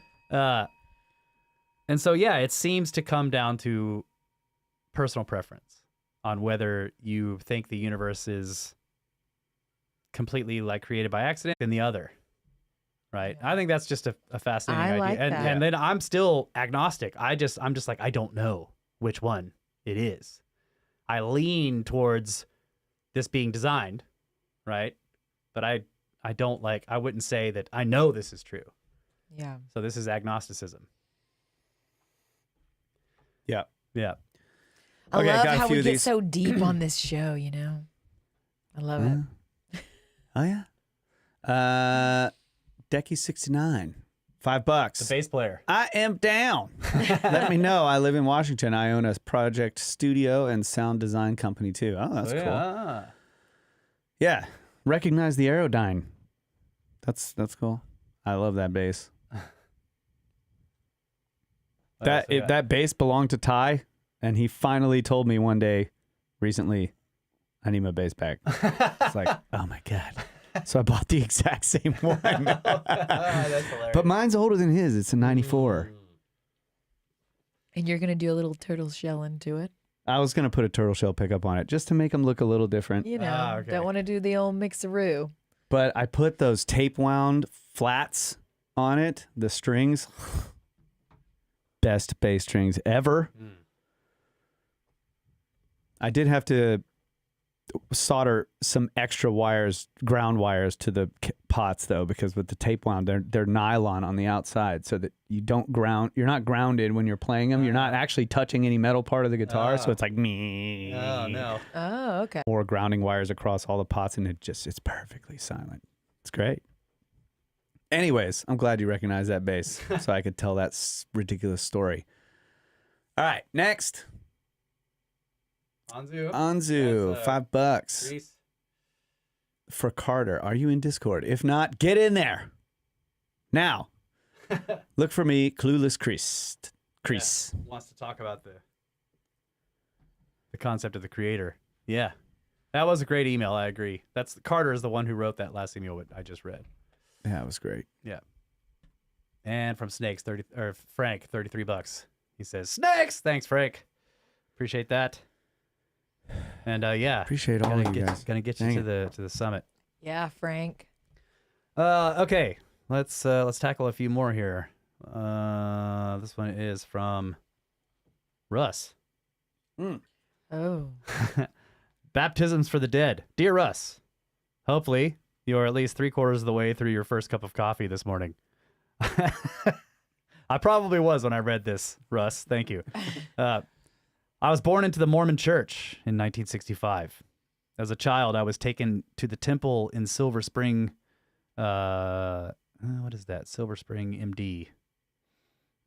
Where a few other boys and myself were to do baptisms for the dead. As a child at that time, it was something that was done at a certain age range. I never really gave it much thought, but now at 58 years old, it's all coming back. When I turned 18, I set out on my life not looking back. Having been born in, it was never my choice of being a member on my own. I've only attended funeral ceremonies at the church since. But having said all that, I'm not a Bible thumper, and I've never read one full page of it.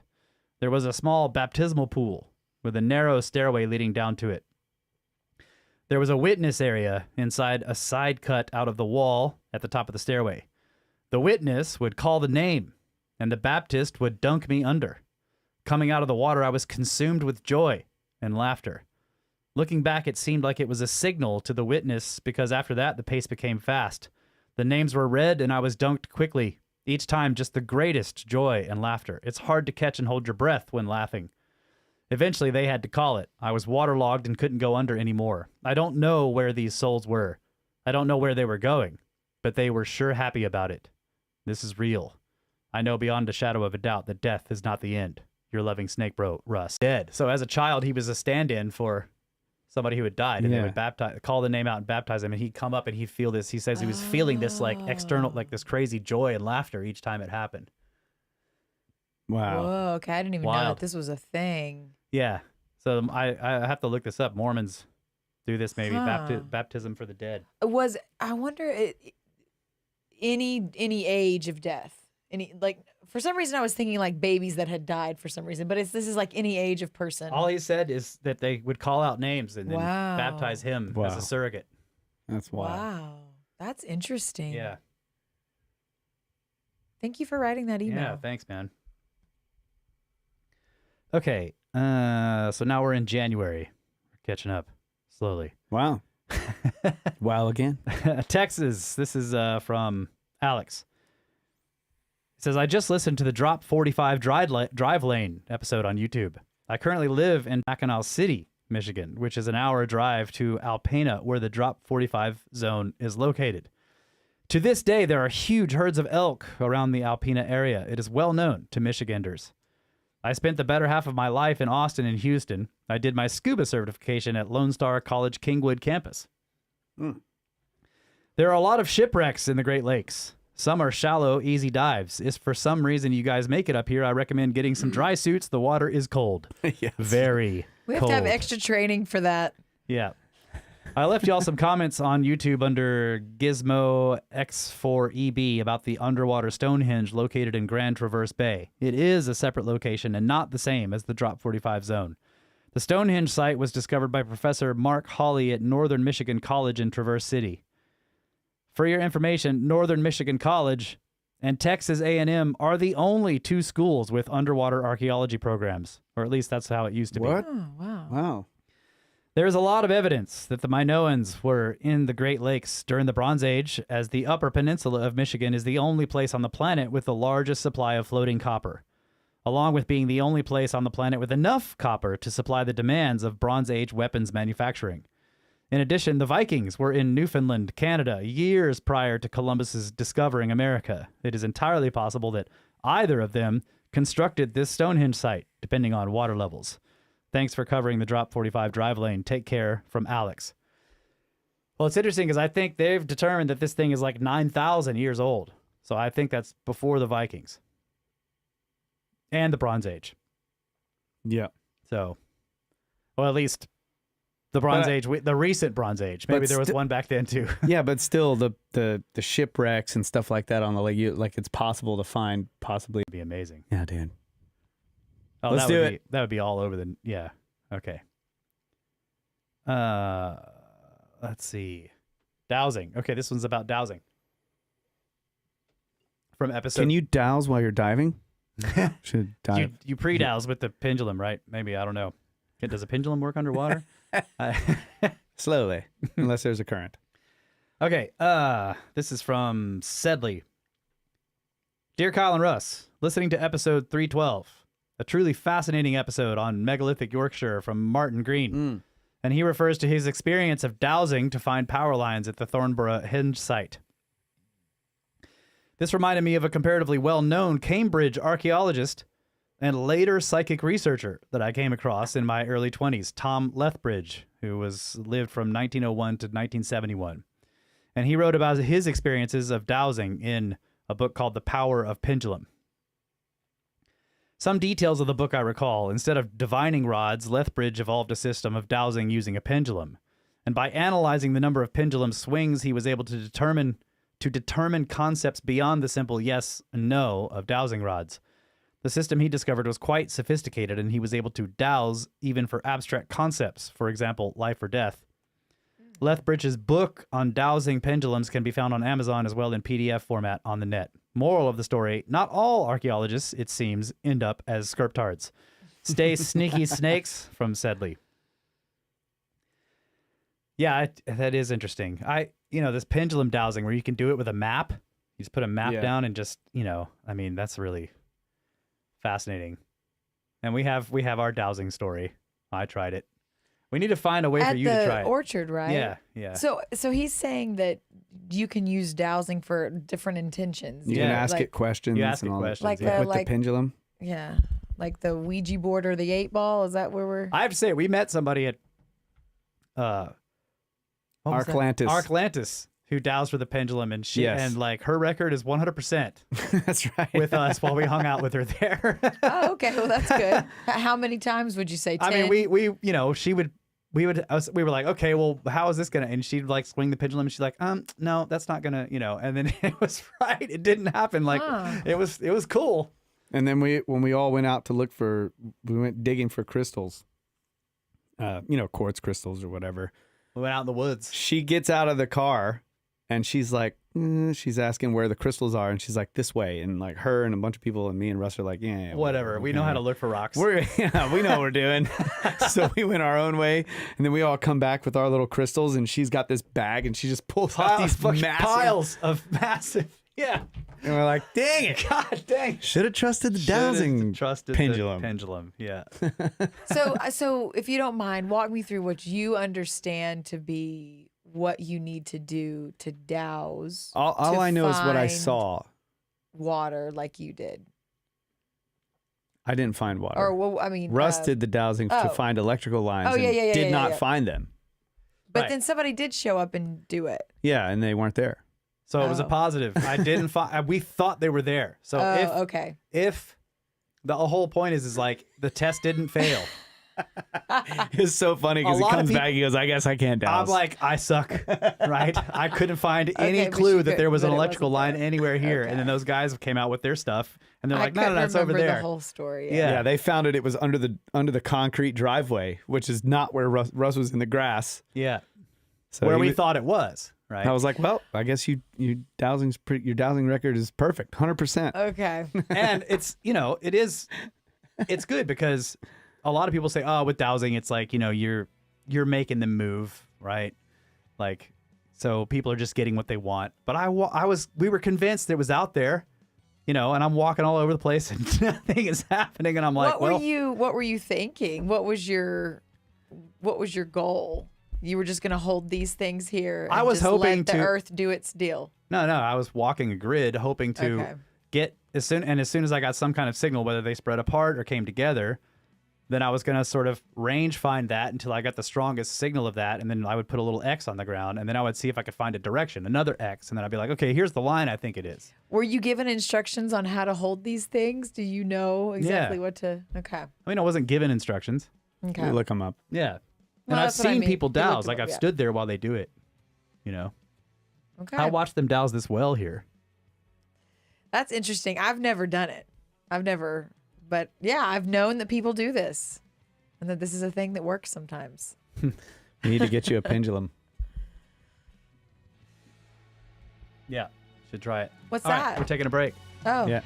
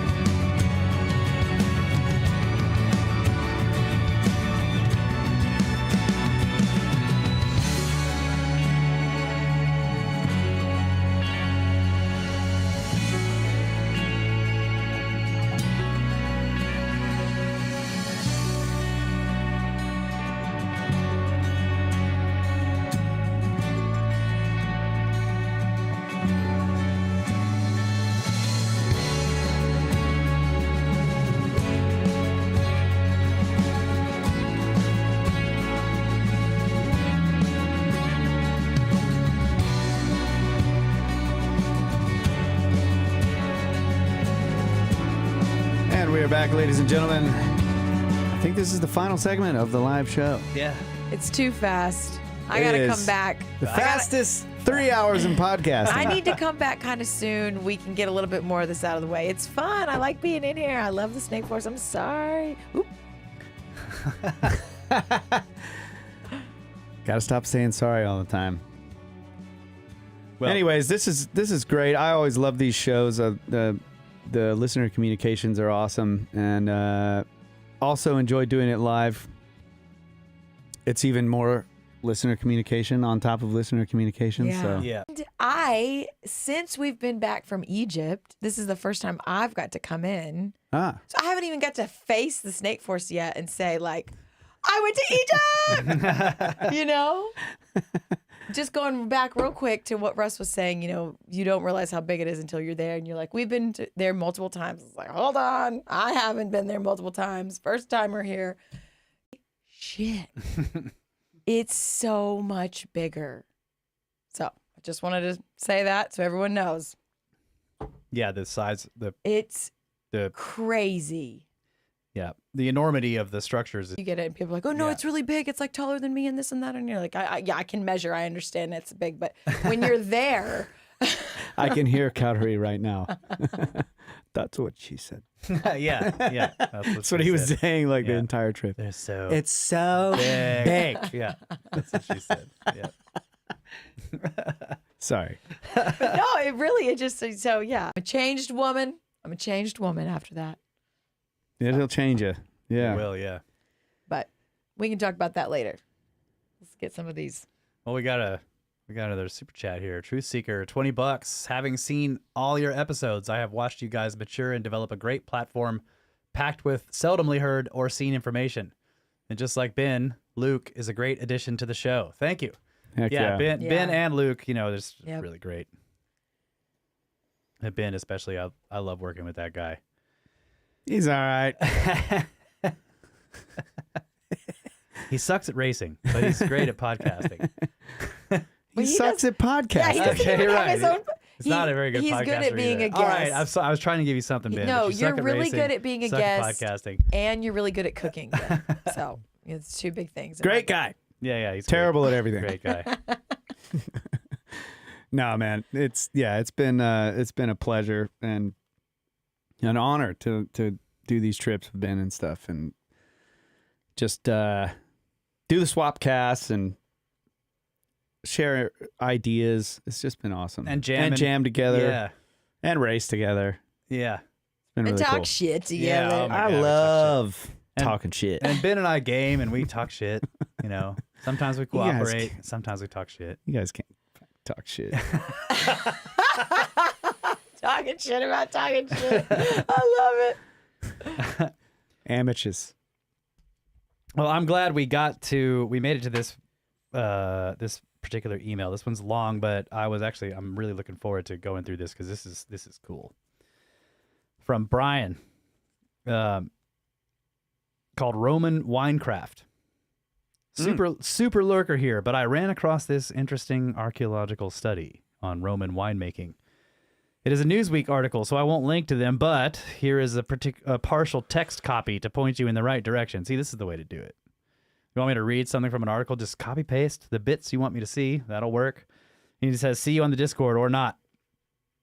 So here's the snip. Archaeologists have revealed how Roman wine would have looked, smelled, and tasted around 2,000 years ago. It is no secret that ancient Romans loved their wine. Its consumption has been depicted in ancient texts as well as drawings and other archaeological finds, but the intricacies of its production have so far been a mystery. To discover more, researchers Dimitri van Limburgen from ancient dolia, a type of vessel or vase used to hold wine back in ancient Roman times, with similar containers used in modern-day winemaking. Dolia were utilized not just for holding the wine, but for producing and aging it. The widespread nature of wine cellars with earthenware containers, the dolia, in the Roman world between the 3rd and 2nd century AD and the 3rd or 4th century AD profile that has been long obscured, Van Limburgen said. Modern wine classification ideas are unhelpful to capture the nature of Roman wine. Wine colors, for example, were not standardly subdivided between white and red, as is done today. For the Romans, their wines belonged to a wide spectrum of colors ranging from white and yellow to goldish, amber, brown, red, and black, all based on grapes macerated on the skin. Mm-hmm. According to the study, this is the first time the role of the vessels in Roman winemaking has been scrutinized, meaning these are the first insights to ever come from such research. Nowadays, most wine is made in large metal containers, which allows more wine to be mass-produced. According to the study, the narrow base of the fermentation vessels, these dolia they're talking about, means solids from the grapes are separated from the wine.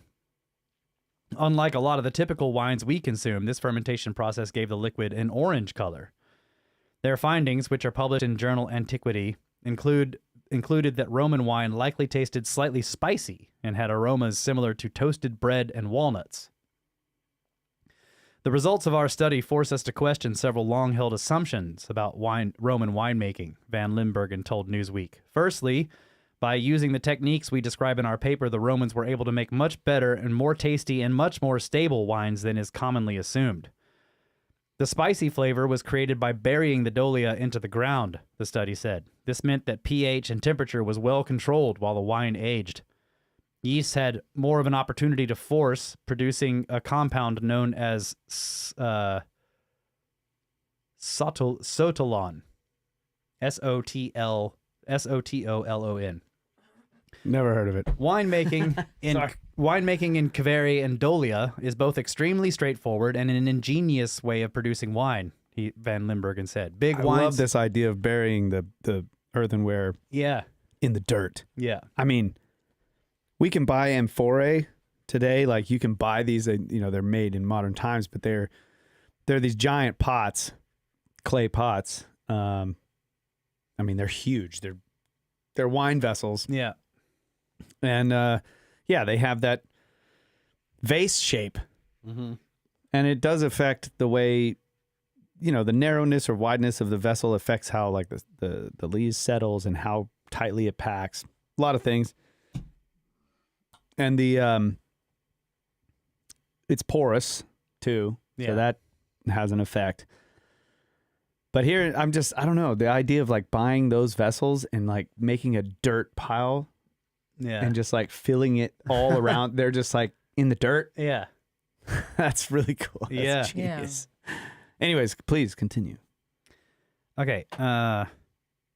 Big wine cellars filled with dolia were investments of a kind that could only occur under economically favorable circumstances, and their presence attests to economic prosperity in the Roman world in late Republican and early imperial times. At the same time, many households could afford one dolium, and winemaking was probably part of daily life in many families, making a wine product consumed across a broad social scale, or making wine a product consumed across a broad social scale. Many households today in Georgia make their own wine and keep it next to the kitchen or in a cellar inside a kvery. This must have been quite similar in the Roman world. The texture of this wine would also have been different from the wine we consume today. The clay of the vessel gave the wine a drying sensation when in the mouth. And I was thinking about bentonite fining. They're putting them in clay vessels. Yes. Yeah. So that, I wonder if that would have an effect. Why can't I think of the word? But the bentonite makes like a seal, though. No, the bentonite is to bond with some stuff you want to pull out of the... It's a fining agent. It's a fining agent. But you can use bentonite to like seal a pond. Seal ponds, it's also, yeah. Because it expands. So it would like seal. Would it like seal? So it's not going to be porous. The vase then wouldn't be porous. You get it off the. Okay. They're not saying they used it in the pots, but okay. but bentonite is clay. It's so if clay. you're making, I'm just saying, if you're making a clay pot vessel and firing it, it could be made of bentonite. Oh, okay, gotcha. Okay. So the clay of the vessel gave the wine a drying sensation when in the mouth. According to the researchers, this was popular with Roman palates. Not only does this research teach us how the wine tasted and smelled, but also gives archaeologists new details about how Romans lived. From the fermentation process, it is clear that Romans knew many different techniques for creating wine and could vary how it tasted and smelled. They varied the tastes and smells by altering the shape of the dolia and how they were stored. Yeah. That's cool. Really cool. Yeah. What's the drying sensation? It's a compound. It's like it's in witch hazel. An astringent. Astringent. Thank you. That's the word I was looking for. Yeah. Like typically today, it's like, oh, if the wine's too astringent, it's like, it's like a flaw. Yeah. But Well, they apparently, seem to like it. They like it. Yeah. Yeah. Dry it out. Yeah.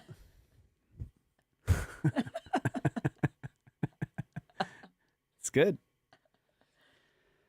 Too much is a flaw, but you do want it to have a certain amount. You want it to, yeah. Yeah. Okay. Well, I thought that was really cool, and it would be fun to try to And do it's it. not. Yeah. It would be fun to try it that way. Yeah. Maybe to age it in some giant clay amphora, just. I'll get what we should get one. Yeah. And then we'll bury it. And we can call it We'll just get an ugly one. a really ugly one. Because if we buy a new one, Dan's going to be like, you can't bury that. Yeah. It's got to be out on display. Right. Like, all right. Yeah. Let's buy a crappy looking one. We can. Like, this thing is so ugly. We'll paint we'll carve. Let's paint bury it. Yeah, paint Hercules on the side and bury the damn thing. Yeah. That's a good plan, Kyle. Yeah, they'll want to put it. Front and I'm going center, to call you're the right. reps, dude, and be like, what's the ugliest one you've got? Somebody had to return one. Yeah. Yeah, it could be scratched, Yeah, whatever. just tore up. Yeah. Okay. This is favorite. Okay, so this is an interesting email. Favorite psyop and episode episode pi is in there. So this is when we did episode 314. Yeah. You So forgot he's- to mention that it was pie. I know, so- and I completely forgot to mention. But this email was written at the end of January when we were doing 314. So I'm sorry that it's taken me so long. Okay. Hey, Snake Bros. You are at or have already passed the episode. Congratulations. Your podcast has performed half a revolution or half an Ouroboros snake. Precisely, but considering a stack of assumptions which completely obliterates any pretense of precision, you should have completed the half revolution somewhere around 168 seconds in episode 314. See my snake calculator. So he sent me like a document here. Let me look at this. Let's see. Dangerous. Yeah. Hold on. It's a PDF. Opening an attachment. While you're doing that, I would like to give a shout out to Yeah, see? Matt Bartleson. $20. Thank you very much. Wow. No note. Thank you. 0 notes, it says there. And Anzu again. Shout out to Music of the Spheres, Brewpastors podcast. They read books right now. Is History of Alcoholic Drinks. That's cool. cool. Shock's Forgotten Civilization too. Yeah. Shout out to the $5. Brewpastor. Yeah. Shout out to you, Anzu. Thank you. And shout out to the brew pastor's daughter, too. What's her name? Didn't she make us a painting? It's like Lila, but spelt differently. Yeah. What up, girl? Oh, she sent us the report on the Sphinx. I can't remember. So I hope I didn't get that wrong, think Brewpastor. I just thought of something. Maybe this isn't funny, but we'll try it. Instead of long head, long butt, when he reads an email and it's like, it's long, but they did something right, so he wants to go ahead and read it on the show. They're a long butt. So long butt. No so good. included It's no with good. this email, see these graphs? Okay, so he's basically done an analysis of episodes with their times and he's got a scatter graph on here and averages, and he's showing the progression around a circle. First episode was episode 220, More Egypt with Soraya. It was 1 hour and 30 minutes and 40 seconds. Whoa. The longest episode was episode number 25, Sometimes the Giants Are Real. 3 hours and 58 minutes and 49 seconds. Giants are big.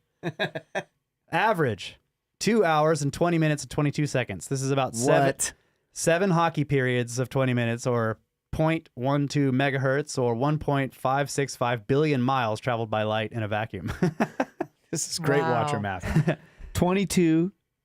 Wait. I know, yeah, 22022. Oh, 220, 22. Yeah, not 22222. That would have been crazy. Yeah, That would have been nuts. The median is 2 hours, 18 minutes, and 41 seconds, which is just about the same. So the distribution is pretty even.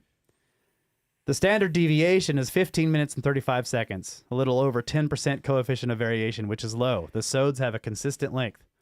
I try. Kyle is always I try to protesting. deny. Always go long. Total runtime, 727 hours, 31 minutes, and 29 seconds from episodes 2 through 312. About 1 month of nonstop listening, or 18 traditional work weeks, which is 40 hours, or a little over a third of the orbital period of Mercury. This is great. This is really Watch good. her math. Only numbered episodes are included in this. Not the Snake Bites, Roadsodes, Egypt 2021 special episodes, and lives are excluded. Smart. Yeah. Yeah, so there's some graphs demonstrating the data visually, and then he's got it in radians. He's displayed the data in radians. Okay, so back to the email here. So now that we understand what he's talking about, he says, so see my snake calculations in attachment. So you may have a few questions. Here's 3.14157 answers. 1.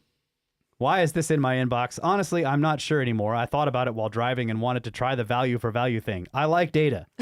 So I played around with the only snake data I had on some scatter. There's a histogram. I'll be posting in the Discord. Maybe the Snake Force can pierce the veil of Johnsonian mysteries. 3. How can we hit 1,440 hours after a full revolution of episodes, which would be episode 628? So here, this is actually a great question. How can we hit exactly 1,440 hours after we've done the full revolution of 628 episodes? He says, on average, shave off about 5.7 seconds per episode. Okay. Oh, that's easy. That's easy. But how do we know? Well, as long as the data keeps coming, we'll keep seeing. Like if we're needing to shave less and less and less I know, for but each this is episode, we're hilarious. getting closer. How do I be like, okay, we would be ending right now. Stop! Yeah. 5 seconds early. No, we just do the show I know. and we find out is the number increasing or decreasing. Yeah. And if it's increasing, then one day we cut off like a few minutes early. But he's Yeah. right. Sometimes you might have to just But Freaking no, shut because it down. because unplug. normally the end of the show comes when it comes, right? Yeah. You just go in and get rid of 5.7 seconds afterwards. Because I otherwise it's not natural. Yeah, this is Or so easy. no, So easy. yourself up. That's in the not close down natural. 5 seconds. That You completely, guys. that starts to fall. Do a 5-second tweak on the No, fly. no. This is You guys. this is fudging the data. So easy. How do you do it, babe? Tell us. I put roughly 10 seconds of bumper music to a fade out every show. Oh, then you have to just go take out bumper music. I'll just fade it out 5 seconds earlier. Yeah, There's no unnaturalness. that's right. That's a good idea. But recently, at the Eclipse event, people were like, put full song in there Yeah, I like, know. every now and again. Sorry, guys. But that kind of thing has to be included Yeah, well, I still will do that. and just But we're watching the number. yeah. Keep sending the data, oh boy. 5.7. Okay. I love it. So he says, yeah, so shave off 5.7 seconds per episode on average and you're golden. Maybe just do half a laugh, ha, instead of a full laugh, ha ha, Ha. for a single laugh per episode. Whatever you do, keep the neutron density. Don't cut that out.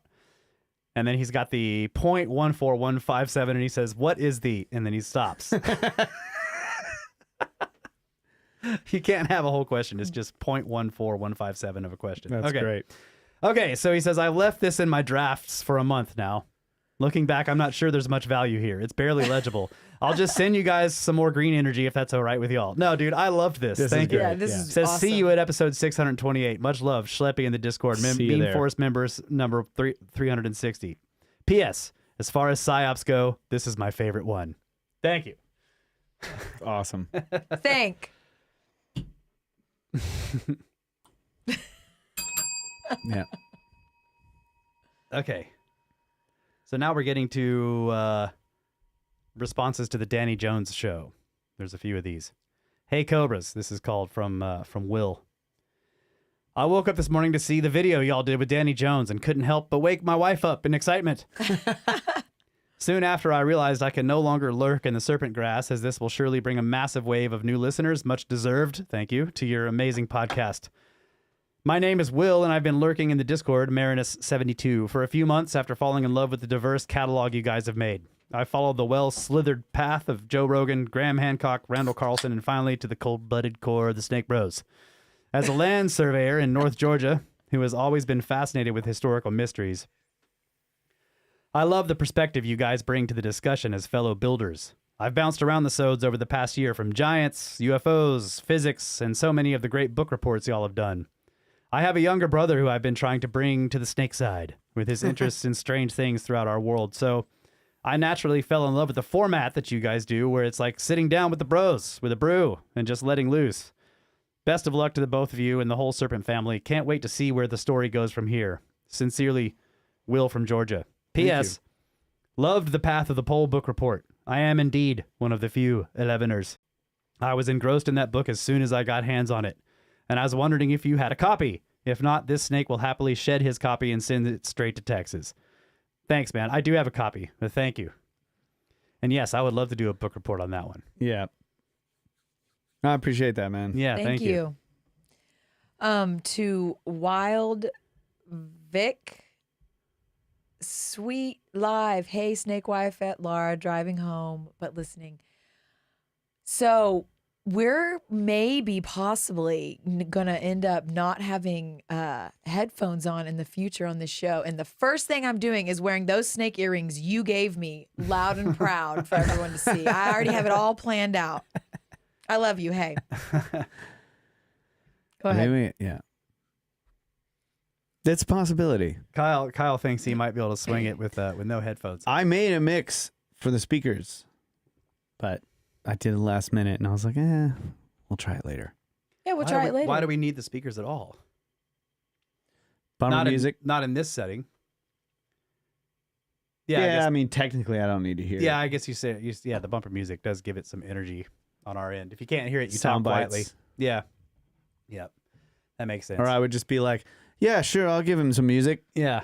And it's quiet. I thought Yeah, so we the didn't- monitoring is necessary. I thought we didn't want to try too much new at once. I thought we were like, we just put the board Yeah, in I and just then we'll made do it, the, like, right the before the headphones show. later. Yeah. I'm I just was letting just- her know. I saw her. I've been thinking about her. I got this whole plan. I She's just going to wanted wear your say. earring. Yeah, I got it all planned out.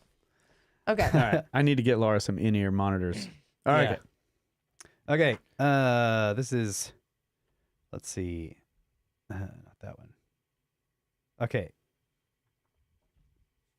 This is from Tim. A different Tim. Serapeum boxes. What, behind the rabbit? Snake Bros. I just saw you guys on Danny Jones's podcast. Really great show. I thought what you two had to offer and discuss was really interesting. I was thinking about the Serapeum boxes and the images of portions that were scooped out and then polished. It reminded me of balancing high-speed turbo machinery, for instance, on an integrally geared compressor. The tolerances. Even still, they must go through a balancing procedure to fine-tune the part, as these compressor wheels spin at very high speeds.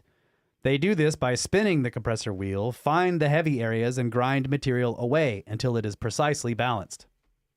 Yeah. It made me wonder if they would set these boxes into place and then execute some kind of tuning test in the room. Perhaps they had a method to determine what areas of the box were not at the correct resonating frequency within that space, repolished it. It's just a thought. I'm probably way off base, but I wanted to share. In any case, great work, guys. Best from Tim. I actually like this way of looking at it because, I mean, tuning it, yes. We've talked about this with like the relieving chambers, the big blocks that go across the relieving chambers of the Great Pyramid King's Chamber being tuned because they're being cut on the tops to sort of tune the suspended rock. But in terms of the box, and really what he's talking about is these spinning wheels are tuned by weight, not by resonant frequency. Yeah. It's a weight distribution thing. So looking at it in that way, because I really don't think these boxes were made to just like Vibrate. I don't think so. For my own reasons, whatever, I don't think that's the point. And the tuning of the box, of the stone itself, in terms of like making the stone resonate at certain frequencies, wouldn't really affect the audible resonance of the interior of the chamber, other than like if they're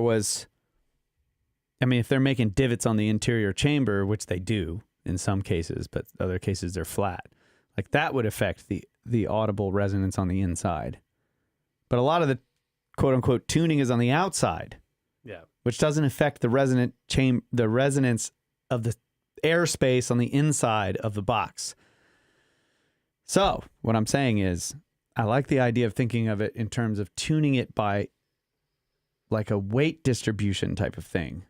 Because I mean, some of the lids, for example, have humongous chunks taken Yeah. out of like the side or whatever, Yeah. or the entire edge is just cut off. Yep. Now, if there's a weight distribution thing where they're like, we need to make this actually balanced in a way. Why? I don't know. Or tuned in terms of mass. Yeah. Now, the question is, why in some cases do they take that mass off the outside? In other cases, they take it off the inside. I don't know. Doesn't explain that. But The simplest explanation to me for that stuff, I still think, is like they're getting rid of impurities and impurities, because like we've been to the quarries and you can Yeah. see there's big inclusions in the granite. Mm-hmm. I Now, agree with obviously, that. these are dark material, but there's still, especially with igneous rock, this kind of abyssally formed igneous rock, there are inclusions, right? From basically impurities that were part of the material that they cooled from. And you're cutting this big box, and then you begin to shave it down and shape it or whatever, and then you just expose this chunk of stuff that you know is going to fall out. Or it's going to crack, or it's because- it's thermally Yeah. not consistent with the rest of Yes. the box. It may Its expansion and It- contractions yes. will be different, so Right. therefore it will develop a crack around it, and Yeah. eventually the piece will fall out, and it'll be a rough hole. right, exactly. Smooth it out. That seems to be the best explanation to me. So, but I'm open to other possibilities, and like I said, I still have to read Chris Dunn's new book. So I think he's got some stuff in there about those boxes. Yep, hadn't read that. Did I consult Zahi on this? Yeah, I talked to him about this, and he's totally on board. Zahi 100% likes my theory. I'll back him up. All right. All right. So that was a good one from Tim. Thank you, buddy. Thank you. Man, I like the idea. That, I haven't destroyed a. That's the first time in a long time that I haven't destroyed a Serapeum theory idea. That's true. That's true. Well, I mean, you kind of did. Did I? You kind of, yeah. I You was were kind of like, I like it. yeah. Well, you were like, I like the balancing for mass, but this whole tuning thing, nah. Well, I mean, tuning could be another word for what he's talking about, but not tuning for frequency necessarily. Yeah. Anyways. He says correct resonating frequency within the Yeah. space, and you were Okay, like, I destroyed not it. in the spaces. There's no resonance in the boxes. Crap. Thanks, Tim. Thank you, buddy. Oh, here it is. Okay, here's the request for the music. Listener communication music from Sam. Hey guys, I listen to a lot of your podcast and Randall's as well. The music you guys play during your breaks is quite nice and relaxing. Have you thought about making a YouTube music video for sleeping? There are many black screen or dark screen videos, 10 hours on the tube, that are nice, relaxing music to fall asleep to. Some of these have millions of views. I would enjoy your music that you play during the podcast breaks, even if it is on a loop for 10 hours. One day, I hope to join one of your tours, if only there was more time. Keep what you were doing, please. The podcast discussions are very interesting and Play from now on. Because Soul always wants his music to fall asleep at night. You know what he told me the other day? He listens to the first 3 songs of Procession, and if he hasn't fallen asleep yet, he stops it and starts it over. I was like, why do you do that? He was like, well, after the first 3 songs, it starts getting a little too intense.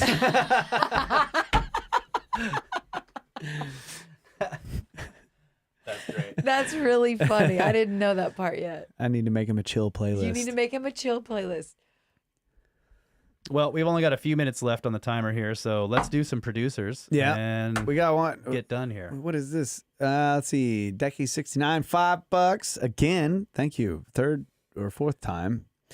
And to think the Serapeum boxes were made with deer antlers. Flint and deer antlers. Yes. Thank you for your donation. Let's see here. I was looking. There was a. Yeah, I didn't really actually finish That's all right. this. It's okay. Next, it's either going to be next episode or the one after that. We will thank all the Patreon supporters. We haven't done that in a while, and I apologize, but really, we thank all you guys so much for supporting us on Patreon and the people who support us through PayPal.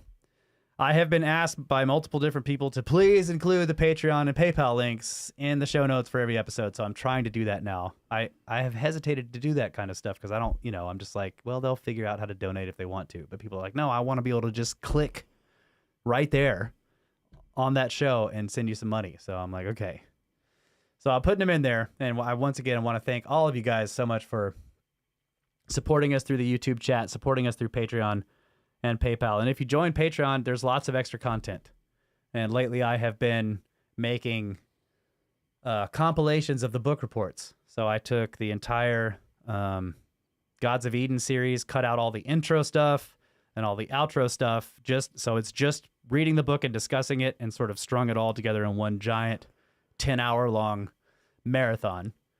And then I put that up on Patreon either as a download. You can download the whole thing, or you can listen to it in 2 parts. And now I'm uploading Hidden History of the Human Race book report, and of course we've got. Let's see what else I was gonna do. The name just slipped my mind. The Fort book. What is it called? The Book of the Damned. And Path of the Pole. Every book report again. Eventually, I'll make into a compilation and put them up there on the Patreon. Plus, there's episode extras every once in a while when we talk about. We'll record another 30 minutes or 45 minutes, and then we'll throw it up as a Patreon episode that's awesome. Connected to the episode we did. And all the bumper music is up there. Well, most of it, not all of it. A lot of the bumper tunes are up there, plus extras, short videos from Egypt, whatever we can think of to put up there. So, yeah, if you join the Patreon, you get extras. And That's it's not awesome. expensive. You can join it for $1.08. There's no difference in the tiers, so you can donate as much as you want or just as little. So thank you guys really for supporting us there. Oh, that was beautiful. Can I ask you a question? Do you kind of have floating around in your mind what you think you might do for the next book report that you're going to do? I have some options.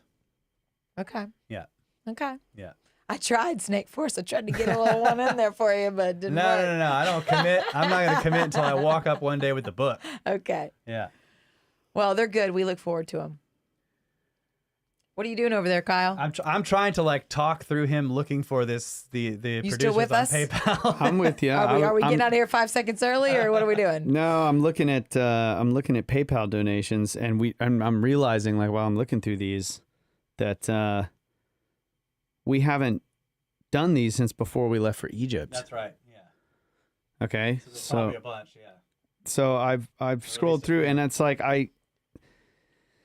there's just one particular person that is donating $40 a month on PayPal, which is just under the what I would normally mention as a Producer. Yeah. as an associate executive producer. And I don't know if that's for the purposes of anonymity. So you know who you are. Thank you so much. Thank you so much. Executive, Really. associate executive producer. And then I was looking at notes. And so, let's see, my PayPal account overview. The notes are not showing up on the app, Yeah, that's which annoying. is really annoying. And I did see one from a while back that I think we did before we left to Egypt. And except the note was cut off. So I was like, should I go back and try to find that and read the whole thing? And I don't know. Let me. And so now I'm pulling it up on the browser. Okay. So this is what I've been doing while you were trying to save time for me. Fill time. What up, Peter Fill time. Curtis? It's super late, but he just got in here. I just want to say Man, what's this up. is not going to happen. Okay. Sorry if you left a note. Yeah, we'll figure this out, people. Sorry, we'll go back and read some notes after. We got to get this. This is straightened zero out. mistakes. PayPal keeps changing their. We used to be able to see the notes in the app. This just doesn't happen anymore. So we'll figure it out. Okay. Okay. Now I'm having to start over on Well, my just on the give it app. up. Just all right. let's move It's on. Okay. Don't. Yeah. Let him figure it out. So, what? Cody, to answer your question, I loved Skyrim. So he asks, he says the game I've most played was Skyrim. Lost myself in that game for months. Yeah, I played it for years. I played it all the way through, and then I modded the hell out of it and played it all the way through again. And then later I found out that you could mod it and add stuff. So there were like entire extra quests, whole other worlds and realms, entire other stories. So I played it again. And I had a 4th or 5th playthrough that I was working on like about a year ago, and I got really close to the end of some complete, not the Skyrim story, because I was playing some modded version where there's a totally different story, and I didn't complete it. Updated it, and I was just like, oh my God, I have to start over. But yes, I loved Skyrim. I really did. All right, you know what I'm going to do? I'm going to make this simple. We're going to make Laura C. an executive producer of the show. And then Alessandro Ravati, an automatic ascended Snake Force master and executive producer of the show. This? Yeah. Ascended Snake Force master. Wow. Yeah. Alessandro Ravati, $1,000. Woo! Wow. Man. Holy crap. Thank you very much. Thank you. Wow. You sure he wasn't buying some wine from you or something? might have been. Sorry if I missed that. He can still be a producer for buying that much wine. And we'll call it there. And then I'll go through this in more detail. Bradley says for the one that's the 40 that you associate to associate executive producer. I think that's what he's talking about. That's what you can call it. Yeah, there are definitely some notes in here that I need to. I'll have to pull it up on the browser and do all the notes properly. And sorry, I was not prepared. Hey. And I'm sorry I said sorry. There you go. There was another question. She's not in there. that talented. There was another question in there about one more video game question. I can always answer video game questions. What was your favorite Assassin's Creed world map? You know what? I really loved Revelations. That one I played. I mean, I played them all at least twice, but Revelations was my favorite by far. The one where Ezio is like in his 50s or 60s, and he's like a grumpy old man, but he's still a cool assassin. Like, that was just the best story. I love that map. So yeah, I mean, Origins was awesome, right? Beautiful. But in terms of just playability and likability of the characters and the storyline depth, I loved Revelations. So that's it, guys. Thank you so much. We love you. Thank you. Thank you. We love you. Always have. Always will. I Good love you night, the most. Adamu. Get back to work.